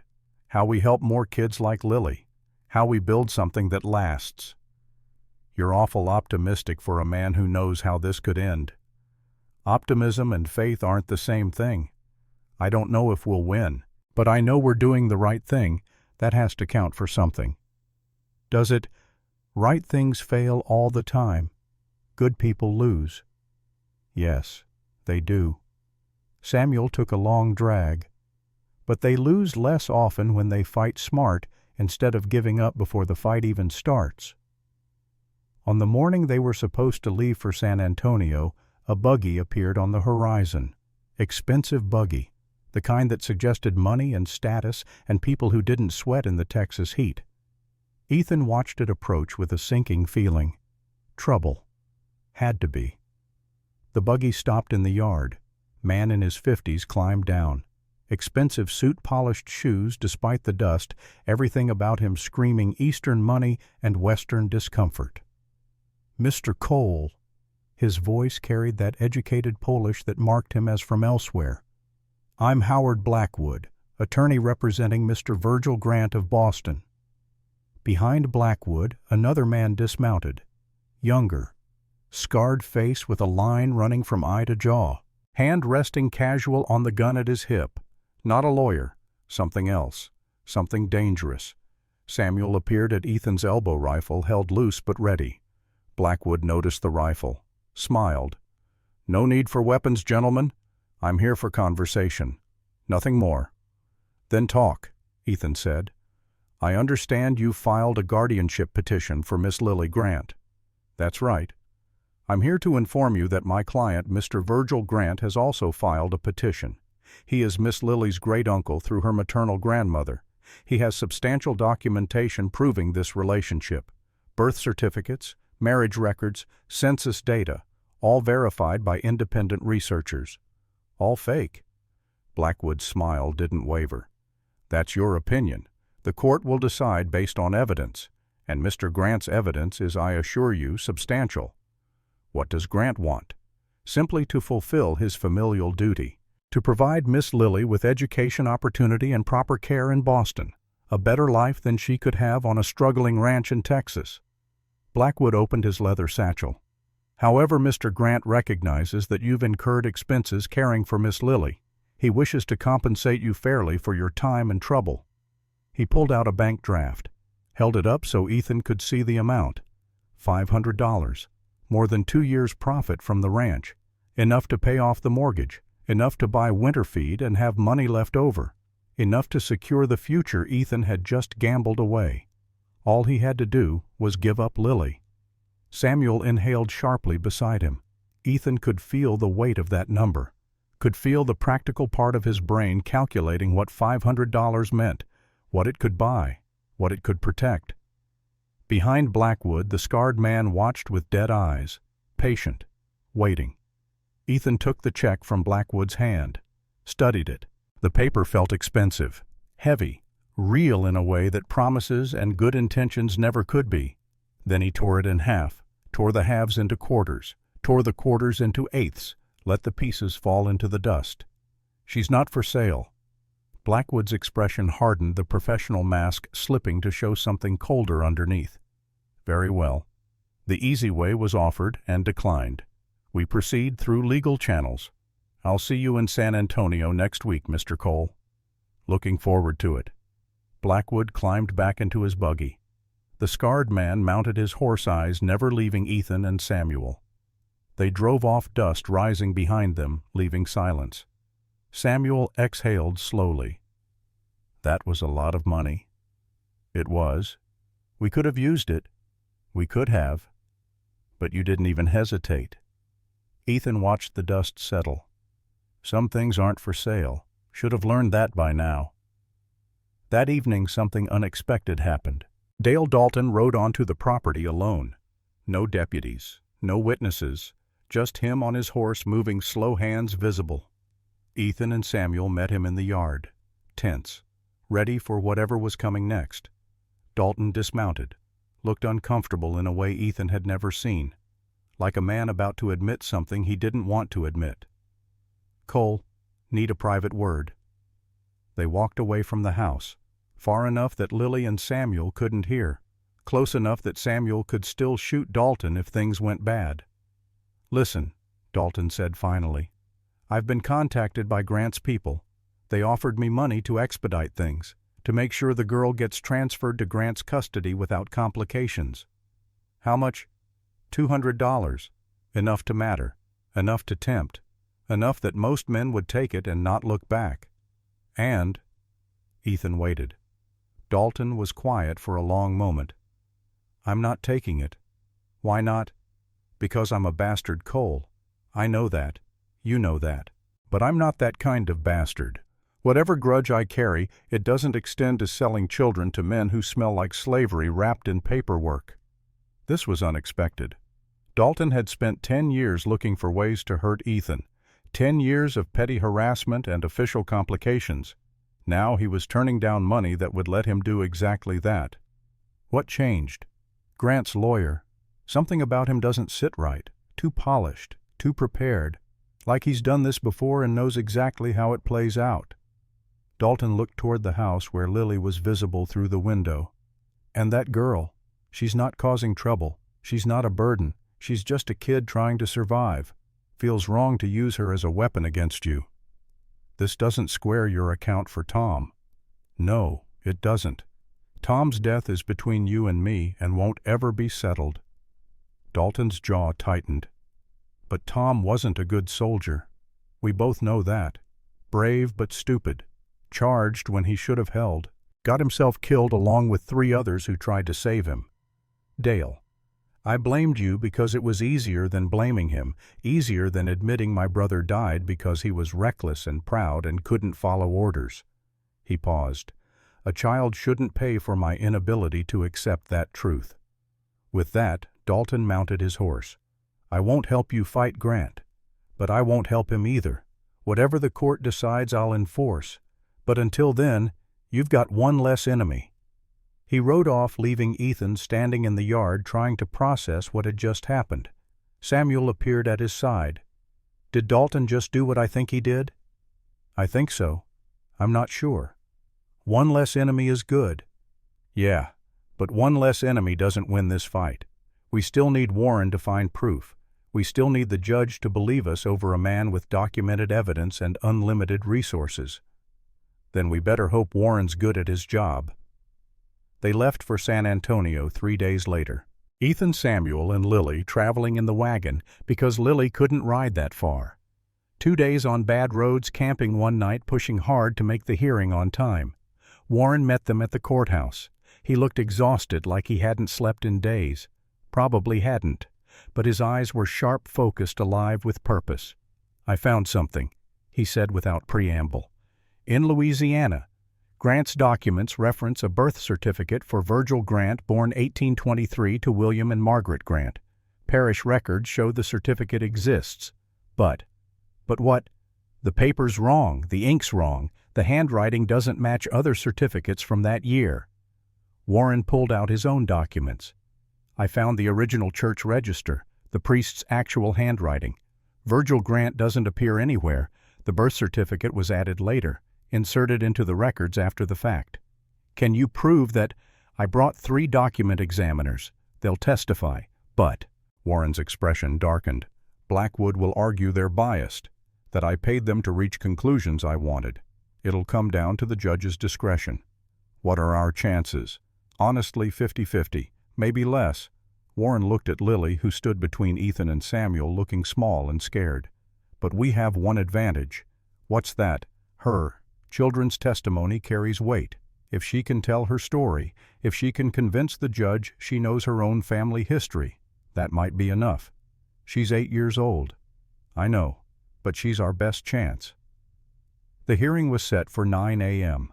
They arrived early, watched the courtroom fill with spectators and lawyers and reporters who'd gotten wind that something interesting was happening. Judge Marcus Whitmore entered at exactly 9. 62 years old, with silver hair and a face that suggested he'd seen every lie humans could tell and wasn't impressed by any of them. His reputation preceded him. Fair but rigid. Followed the letter of the law even when the spirit suggested otherwise. This was not a judge who would be moved by emotion, only by evidence. Blackwood presented first. Methodical, professional, overwhelming in the sheer volume of documentation he produced. Birth certificates, marriage records, census data from 1850 showing Virgil Grant as sibling to Mary Lily's mother, parish records from Louisiana confirming births and deaths, financial statements showing Grant's wealth and ability to provide, then character witnesses, letters from the Boston mayor, testimonials from Grant's business associates, A proposed care plan detailing private education medical treatment for Lily's leg, assured future through inheritance. It was convincing, frighteningly convincing. The kind of case that looked airtight on paper, even if it was built on lies. Your Honor, Blackwood concluded, this is straightforward. Mr. Grant is blood relative with substantial means to provide Miss Lily with opportunities she could never have on a struggling ranch. The law is clear. Family takes precedence. Warren stood. He looked small compared to Blackwood's polished presentation, but when he spoke, his voice carried conviction. Your Honor, I'd like to call Miss Lily Grant to testify. Lily walked to the witness stand with her crutch. Every eye in the courtroom tracked her movement. Small girl, twisted leg, 8 years old and being asked to defend her right to choose her own life. Warren approached gently. Lily, tell the judge about your mother, about her family. Mama's name was Mary Grant. She was born in Louisiana. She told me many times she was an only child, that she wished for siblings but never had any. You're certain of this? Yes, sir. Mama told me stories about being lonely growing up, about being the only child, about how she wished she had brothers or sisters to play with. She wouldn't lie about that. Blackwood stood for cross-examination. Miss Grant, you're 8 years old. Is it possible you misremembered that your mother had siblings you simply don't recall? No, sir. I remember all her stories. She told them often because I asked often. I wanted to know about her childhood. She said she was alone. Children's memories are unreliable, especially under stress. Lily interrupted, small but fierce. I remember being left on the road. I remember thinking I was going to die. I remember Mr. Cole stopping when he didn't have to. I remember all of it. My memory works fine, sir. Murmurs in the courtroom. Small smile from the judge. Then Warren called his document examiners. 3 of them each testifying that Grant's birth certificate had been altered, that the paper chemistry was wrong for 1823, that the insertion into parish records had happened recently, not 70 years ago. Blackwood objected repeatedly, called the examiner's credentials into question, suggested Warren had paid for favorable testimony. The judge allowed it all, listened with the patience of someone who'd seen this dance before. Then Warren did something unexpected. Your Honor, I'd like to call Virgil Grant himself to testify. Grant had been sitting in the back of the courtroom, confident, patient, waiting. Now called forward, he rose and walked to the stand with the bearing of a man who feared nothing because he'd bought his way out of everything. Warren didn't waste time. Mr. Grant, you claim to be Lily's great-uncle. When did you last see her mother? I hadn't seen Mary in many years. We lost touch after she married. Why? Family disagreement. These things happen. But now you want guardianship of her daughter. Why the sudden interest? Family is family. Past disagreements shouldn't prevent me from providing for my late niece's child. How did you learn about Lily? I read about the wagon train tragedy in newspapers, made inquiries. Warren pulled out a newspaper. This article you mentioned. It's dated July 15, 1875. Lily arrived at Mr. Cole's ranch June 20th. This article was published almost a month later. Silence. So you knew about Lily before this article was published. How? Grant paused, realized the trap too late. I may have heard through other sources. What sources? I don't recall specifically. You don't recall how you learned your supposed great-niece survived abandonment? Warren leaned forward. Or did you learn because you have people like Sheriff Dalton who inform you when orphaned children appear in their jurisdictions? Children you can claim and exploit. Objection. Blackwood stood. Speculation. Your Honor, I have Sheriff Dalton's ledger showing payments from V. Grant Boston. I have testimony placing Grant's agents in multiple territories acquiring children. Grant's composure cracked. This is ridiculous. I'm offering this child a better life. A life working in your factories. I'm offering education opportunity. The same opportunity you offered Thomas Whitley, age 9, who lost 3 fingers in your machinery. That was an accident. Or Rebecca Mills, age 11, who died from lung fever after 6 months in your mills. You can't prove. Warren pulled out documents, death certificates, medical reports, testimony from other children. I can prove everything, every child, every injury, every death. Grant stood, face red, voice rising. She's a crippled child. What use is she to anyone? I'm offering her something at least which is more than— He stopped. The courtroom froze. What use? Not, how can I help her? What use?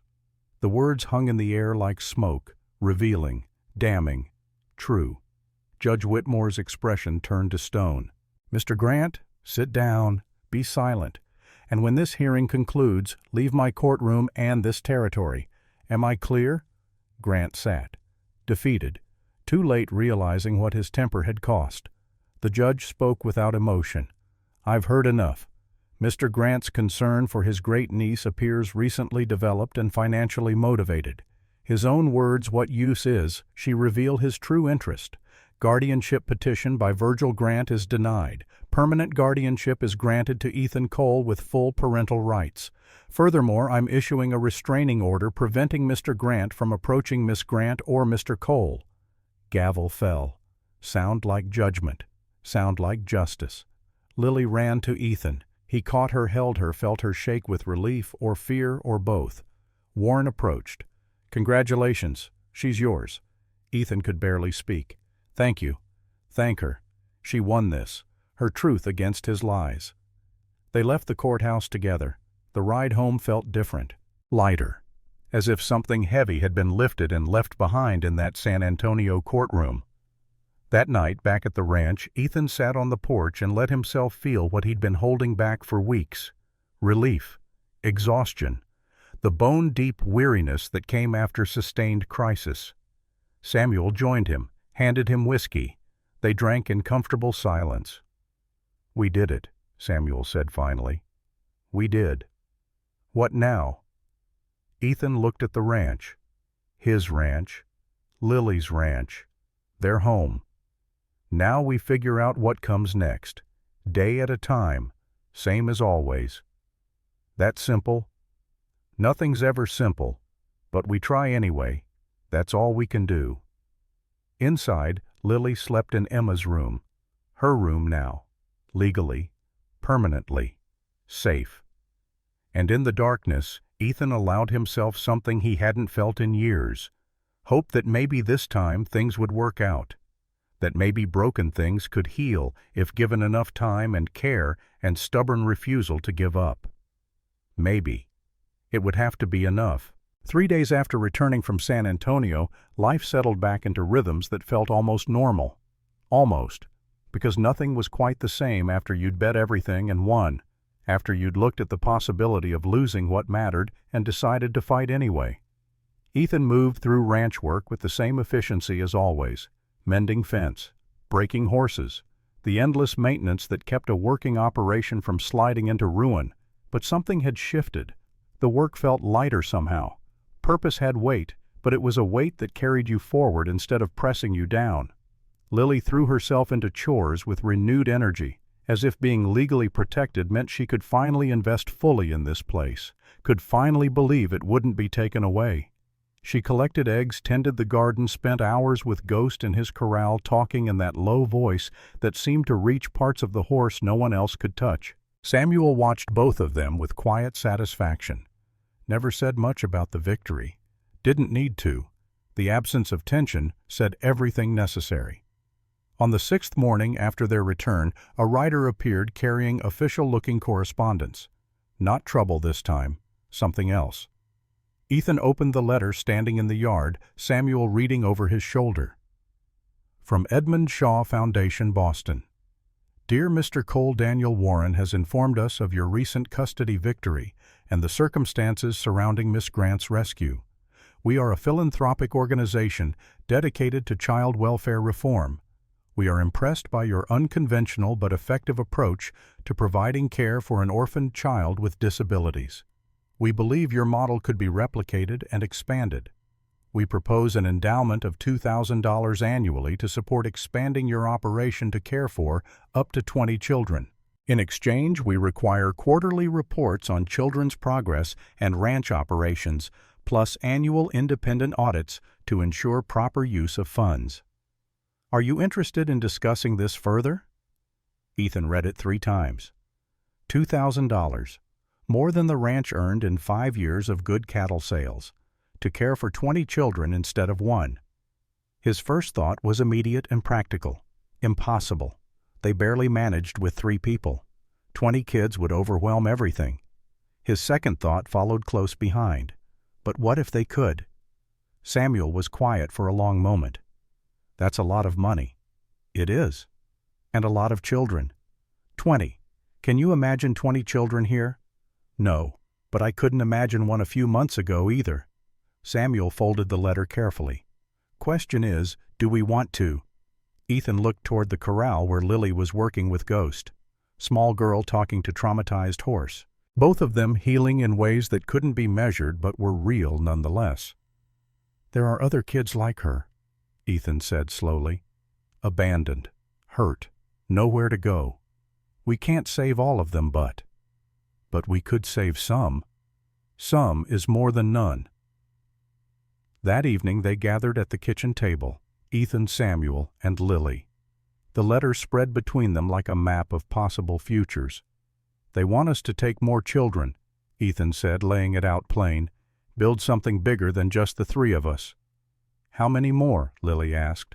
Up to 20, with money to support them, buildings, food, teachers, everything needed. Samuel leaned back in his chair. We barely manage now. 20 kids means building more, working harder, less profit, more risk, more complications. I know. Lily was quiet, tracing patterns on the wooden table with one finger. Then she spoke, her voice soft but certain. There are kids out there like me, left behind, told they're too much trouble, with nowhere safe to go. There are, Ethan agreed, but we can't save everyone.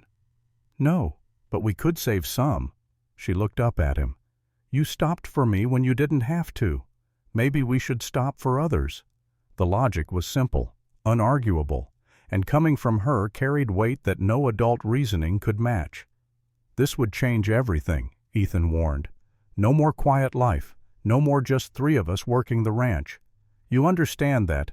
I understand that someone gave me a chance. Maybe we should give chances to others. Decision made. Ethan wrote the response that night by lamplight. Yes, we're interested. Let's discuss details.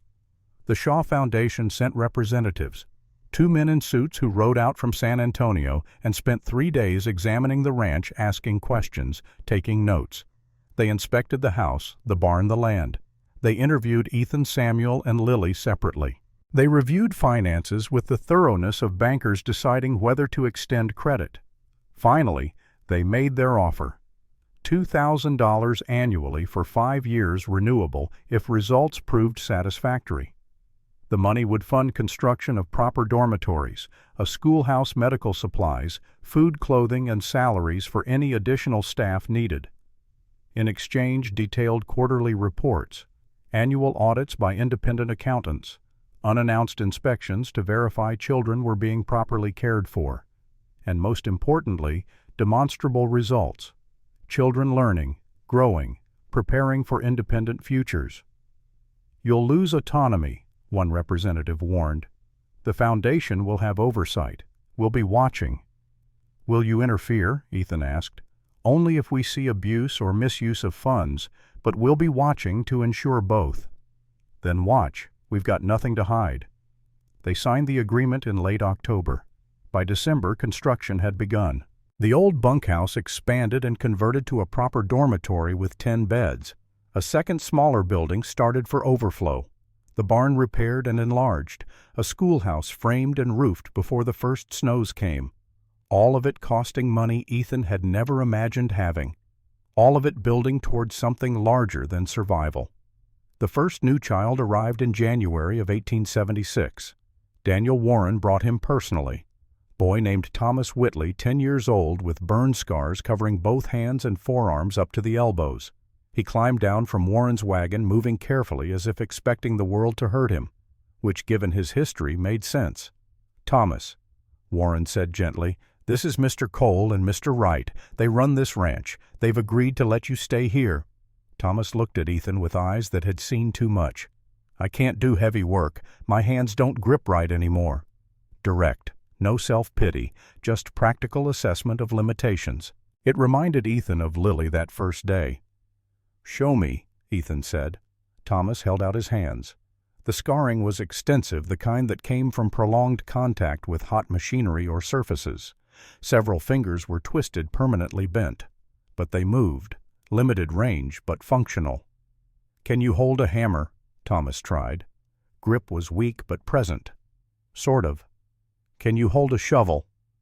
"Maybe. Depends on the shovel." "Then you're not useless. You're just learning what you can do with what you've got." Ethan straightened. "We'll find work that fits your hands. And while we're finding it, Samuel will teach you to cook. That requires precision more than strength." Something flickered behind Thomas's eyes. Not quite hope, but close. The possibility of hope. "Why are you helping me?" "Because you need help, and we've got space. That's all the reason necessary." Over the following weeks, Thomas settled in. Slow process. He'd wake screaming some nights, dreams full of factory machinery and foremen with whips. He'd flinch when voices were raised. He'd hoard food in his pockets, convinced meals might stop coming. But gradually the fear lessened. The screaming stopped. The hoarding decreased. He started smiling when Samuel told terrible jokes. Started laughing when Lily's chickens chased her across the yard. Started healing. In March, 4 more children arrived. Siblings. Sarah 12. Michael 8. Ruth 9. James 11. Parents had died in a flash flood. Extended family couldn't take all 4 together. Social services were going to separate them into different placements. Until Warren intervened. "They're family," Warren told Ethan over telegram. "They should stay together. Can you take all 4? 4 at once." Added to Thomas and Lily, that made 6 children. Half the foundation's limit already. "Send them," Ethan telegraphed back.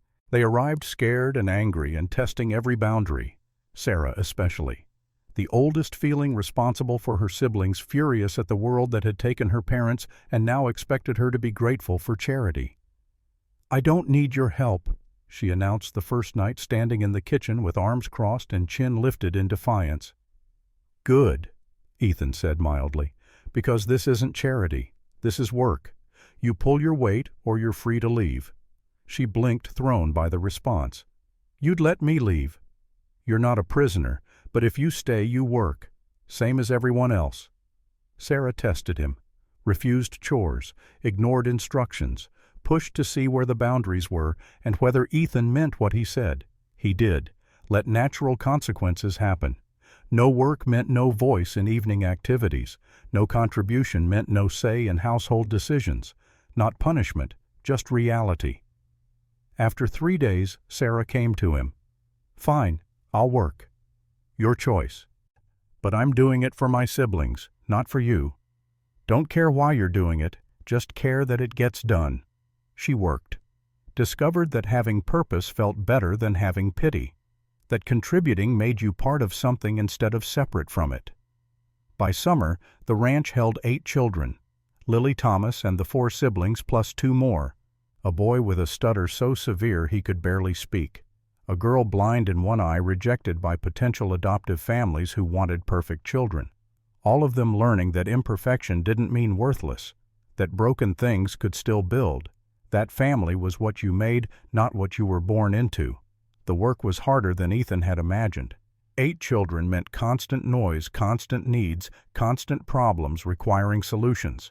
They fought, they cried, they pushed boundaries and tested patience and needed more attention than 3 adults could reasonably provide.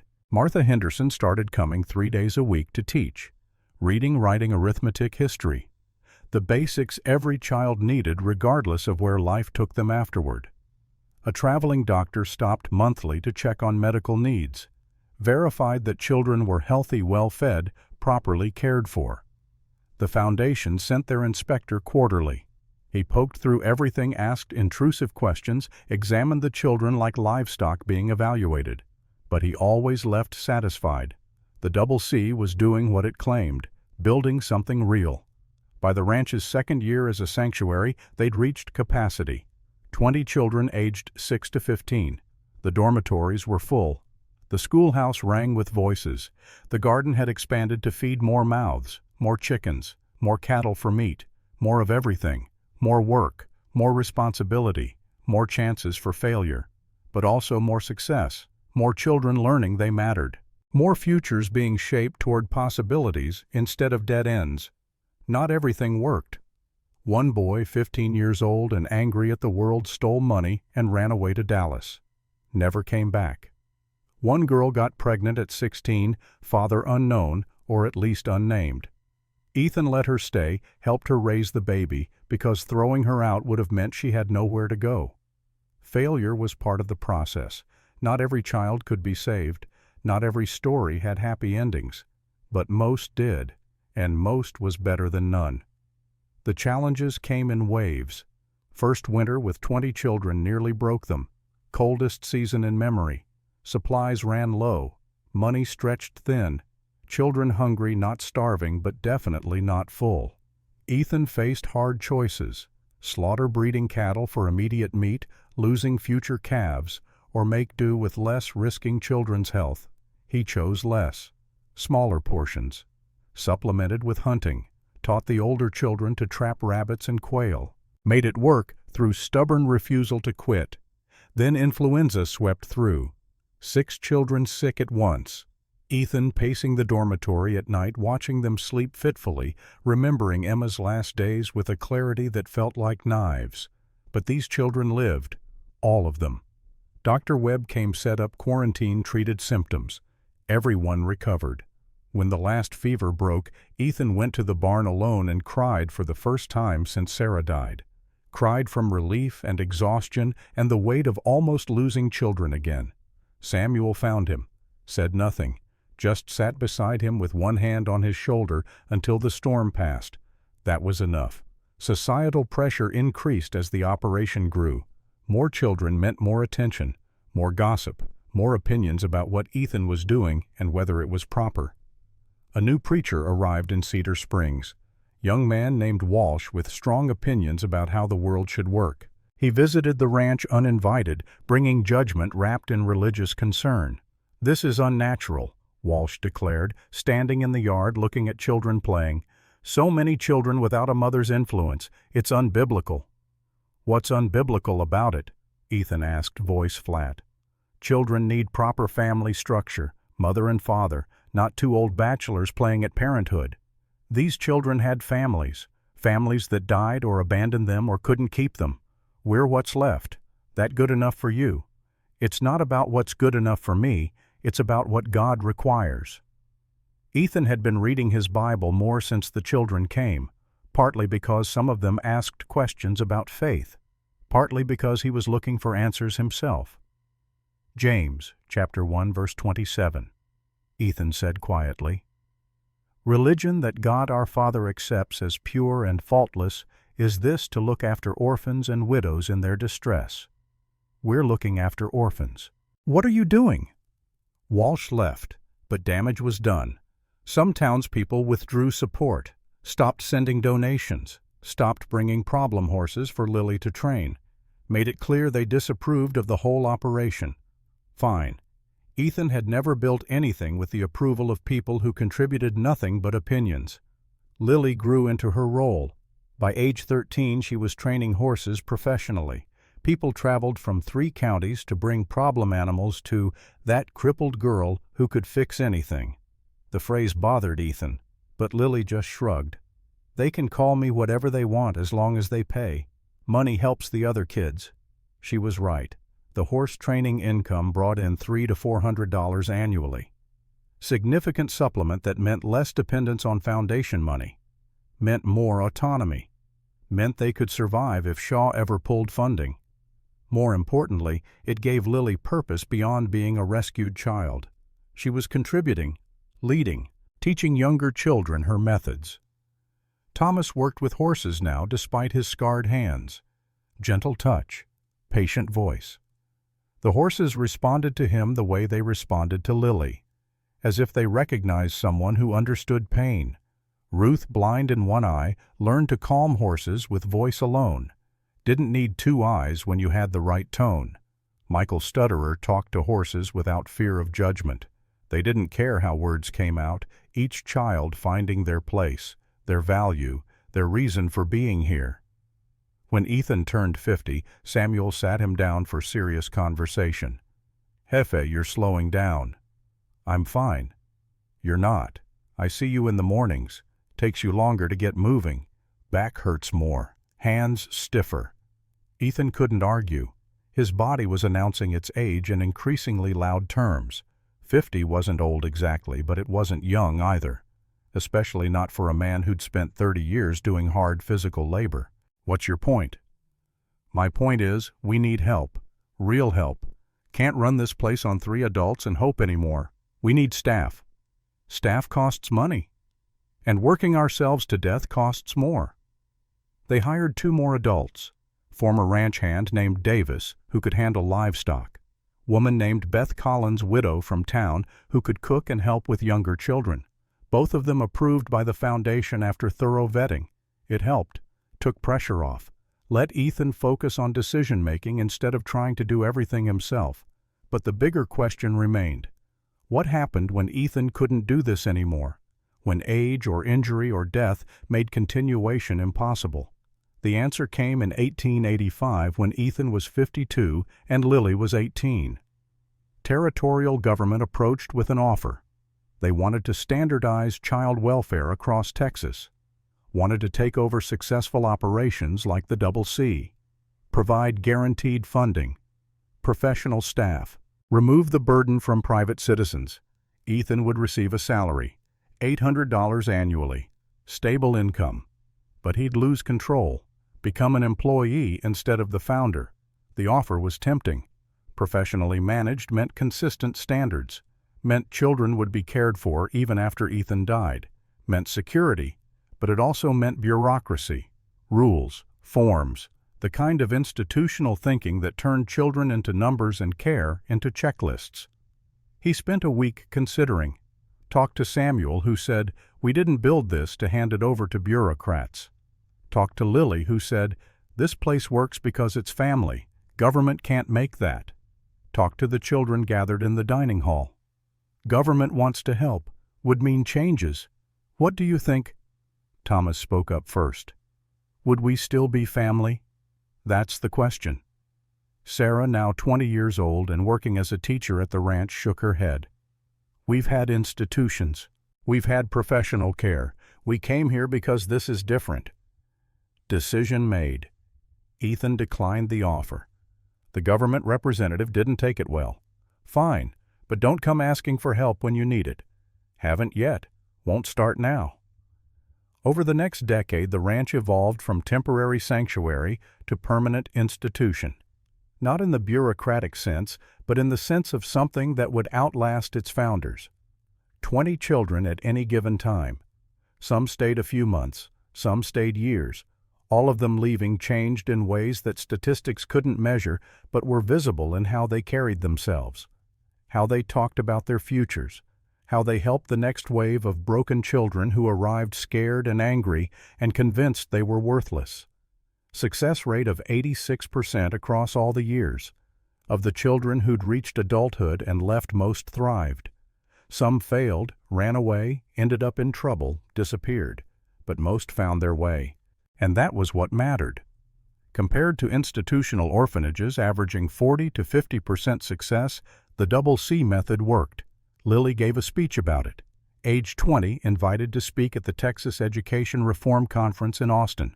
Audience of 200 educators and reformers and government officials who wanted to understand what made this place different. Ethan went to hear her, sat in the back of the auditorium and watched his daughter, this girl he'd found dying on a roadside, stand before strangers and tell them the truth. "My name is Lily Cole," she began, voice steady despite the crowd. 12 years ago, my name was Lily Grant, and I was dying on the side of a road because a wagon train decided I was too much trouble." She told the story, not the emotional version, the practical one. Man stopped. Man brought her home. Man fought to keep her. Simple actions that changed everything. What we've built at the Double C isn't complicated. It's just family. Family that's chosen through work and trust and time. We've proven unconventional families can work. That broken children, broken animals, broken men can heal if given space and patience. The statistics followed. 43 children total over 12 years. 86% success rate. Clear evidence the model worked. The question isn't whether our approach is effective. The numbers prove it is. The question is why everyone isn't doing this. Why we're still saying too much trouble instead of worth the effort. She finished to standing ovation. 12 organizations approached afterward about replicating the model. Newspapers covered the story. Book contract offered. But Lily stayed at the ranch. That was home. That's where the work was. Riding back, Ethan felt something he hadn't expected. Pride. Not the boastful kind, the quiet kind. The kind that came from watching someone you'd helped become someone who helped others. You did well, he told her. Learned from you, she replied. No, that was all you. I just gave you the space to become it. Ghost died in the spring of 1890, 23 years old, ancient for a horse. He'd been slowing for months, eating less, lying down more, his body announcing what everyone knew but didn't want to acknowledge. One morning he couldn't rise. Too weak, too tired, too old. Lily sat with him in the corral all day, talking, petting, being present the way she'd been present that first time when he was wild and terrified and she was small and determined. Ethan joined her as the sun descended. Didn't speak. Just sat beside her while the old gray horse rested his head in her lap. He taught me I could matter, Lily said quietly. That being broken didn't mean being useless. He mattered too, still does. Ghost's breathing slowed, then stopped.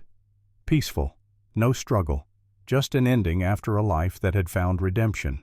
They buried him on the hill overlooking the ranch under a cottonwood tree. Simple marker Ghost, 1867 to 1890. He taught us that broken things can heal. Lily cried. First time Ethan had seen her cry since that day on the roadside, but these were different tears, not tears of despair, tears of grief that acknowledged love. Thank you for stopping, she said. For him, for me, for all of it. Thank you for making it mean something. Ethan's own ending came slower. Not sudden death like Ghost, but gradual decline that announced itself in increasingly obvious terms. He turned 60 in 1893, started noticing symptoms he couldn't ignore: fatigue, shortness of breath, pain in his chest that came and went without apparent cause. Finally let Lily drag him to Dr. Webb, who examined him with thoroughness and delivered the verdict. Heart condition, progressive, could be years, could be months, can't say which. Can you fix it? Can I make you younger? No. This is age Ethan. This is your body telling you it's done all it can. So I'm dying. We're all dying. You're just dying faster than you'd like. Webb closed his medical bag. Get your affairs in order. Prepare the ranch for continuation without you. Ethan told Samuel first, then Lily. Both of them took it with the stoicism of people who'd lost enough to know denial didn't help. How long? Samuel asked. Don't know. Year, maybe 2. Then we have time to prepare. The preparation was practical. Legal documents transferring ranch ownership to Lily. Trust fund established for current children. Clear succession plan so operations would continue seamlessly when Ethan couldn't lead anymore. But also emotional preparation. Teaching Lily things he'd been doing himself. How to manage finances, how to handle foundation inspections, how to make hard decisions about children who weren't working out. You're ready, he told her one evening. Have been for years, just needed permission to lead. I'll always need you, she replied. But I can do this. You taught me how.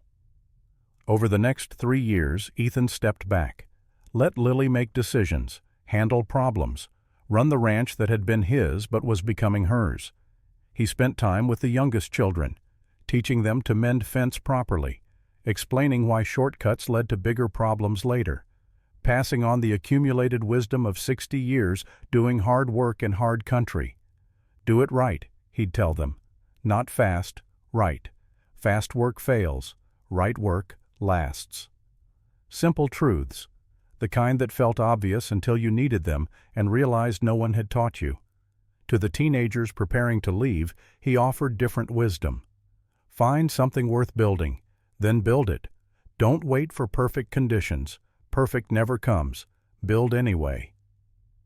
On a spring morning in 1906, Daniel Warren Jr. arrived, son of the lawyer who'd helped them beat Virgil Grant, now a lawyer himself writing a book about child welfare reform. "Mr. Cole," he said, settling into the porch chair with notebook open, "my father said you saved 17 children from Virgil Grant's operation, but it started with one girl. Tell me about her." So Ethan told him the whole story, the road, the choice, the fight, the building, all of it. When he finished, Daniel closed his notebook. "My father said you changed child welfare in Texas, but I didn't understand until now. You didn't change policy, you changed hearts. I didn't change anything. Lily did, the children did. I just provided space for it to happen." How many children total over the years? Ethan counted in his head. 87. 87 children given a chance, given family, given work, given expectations, given dignity. That's what mattered, not charity, dignity. They walked the ranch together. Ethan showed him the dormitories, the schoolhouse, the workshop teaching trades, the corral where 12 horses were being trained, the hill where Ghost was buried. Currently 24 children in residence, ages 6 to 17. Lily, now 39, running operations, married to Thomas the blacksmith, 2 children of their own. Samuel still lived at the ranch, 76 years old, moving slower but still teaching oldest children the skills that would help them survive independently. "What you've built here is remarkable," Daniel said. "It's necessary. That's different than remarkable." "Why?" "Remarkable implies rare. This shouldn't be rare. Every child should have what these kids have: safety, family, purpose." Daniel mentioned the Shaw Foundation's expansion plans, 10 more ranches across Texas using the Double C model. Would Ethan consult? "I'm 73, heart's failing, don't know how much time I have." "Whatever time you have." Ethan looked at the land he'd worked for 40 years, his legacy, his life's meaning. "Then yes. Let's make sure this outlasts me." That evening Ethan sat alone on the porch. Same porch where he'd sat 31 years ago deciding whether to take Lily into town that first time. Same chair, same view, but everything different. He thought about that day on the San Antonio road. About the choice he'd almost not made. About how close he'd come to riding past that girl dying under a mesquite tree. What would have happened if he had? She'd be dead. 43 children after her would have had no chance. The ranch would be empty. Just him and Samuel growing old, wondering what it all meant. But he'd stopped. One choice, one moment, changed everything. People called him a hero. He wasn't. Heroes were brave. He'd just been decent at the right moment. But maybe that was enough. Maybe the world didn't need heroes, just needed people willing to stop, willing to see, willing to help. Emma was buried behind the house, Sarah beside her, Ghost on the hill, all the people and animals he'd failed to save, failed to protect, but 87 children were alive because he'd finally figured out how to stop failing. That wasn't heroism, that was just trying again, doing better. Sarah used to say, "You can't save everyone, Ethan." She'd been right. He couldn't. But he could save some. And some was better than none. That was the lesson. That's what he wanted remembered. You can't save everyone, but you can stop for one, and one can become 87, and 87 can change the world. Lily appeared with coffee. "Pa, dinner's ready." "Be there in a minute." She sat beside him. They watched the sunset together. Comfortable silence of family. "What are you thinking about?" "About the day I found you." "Best day of your life," she was teasing. Knew better.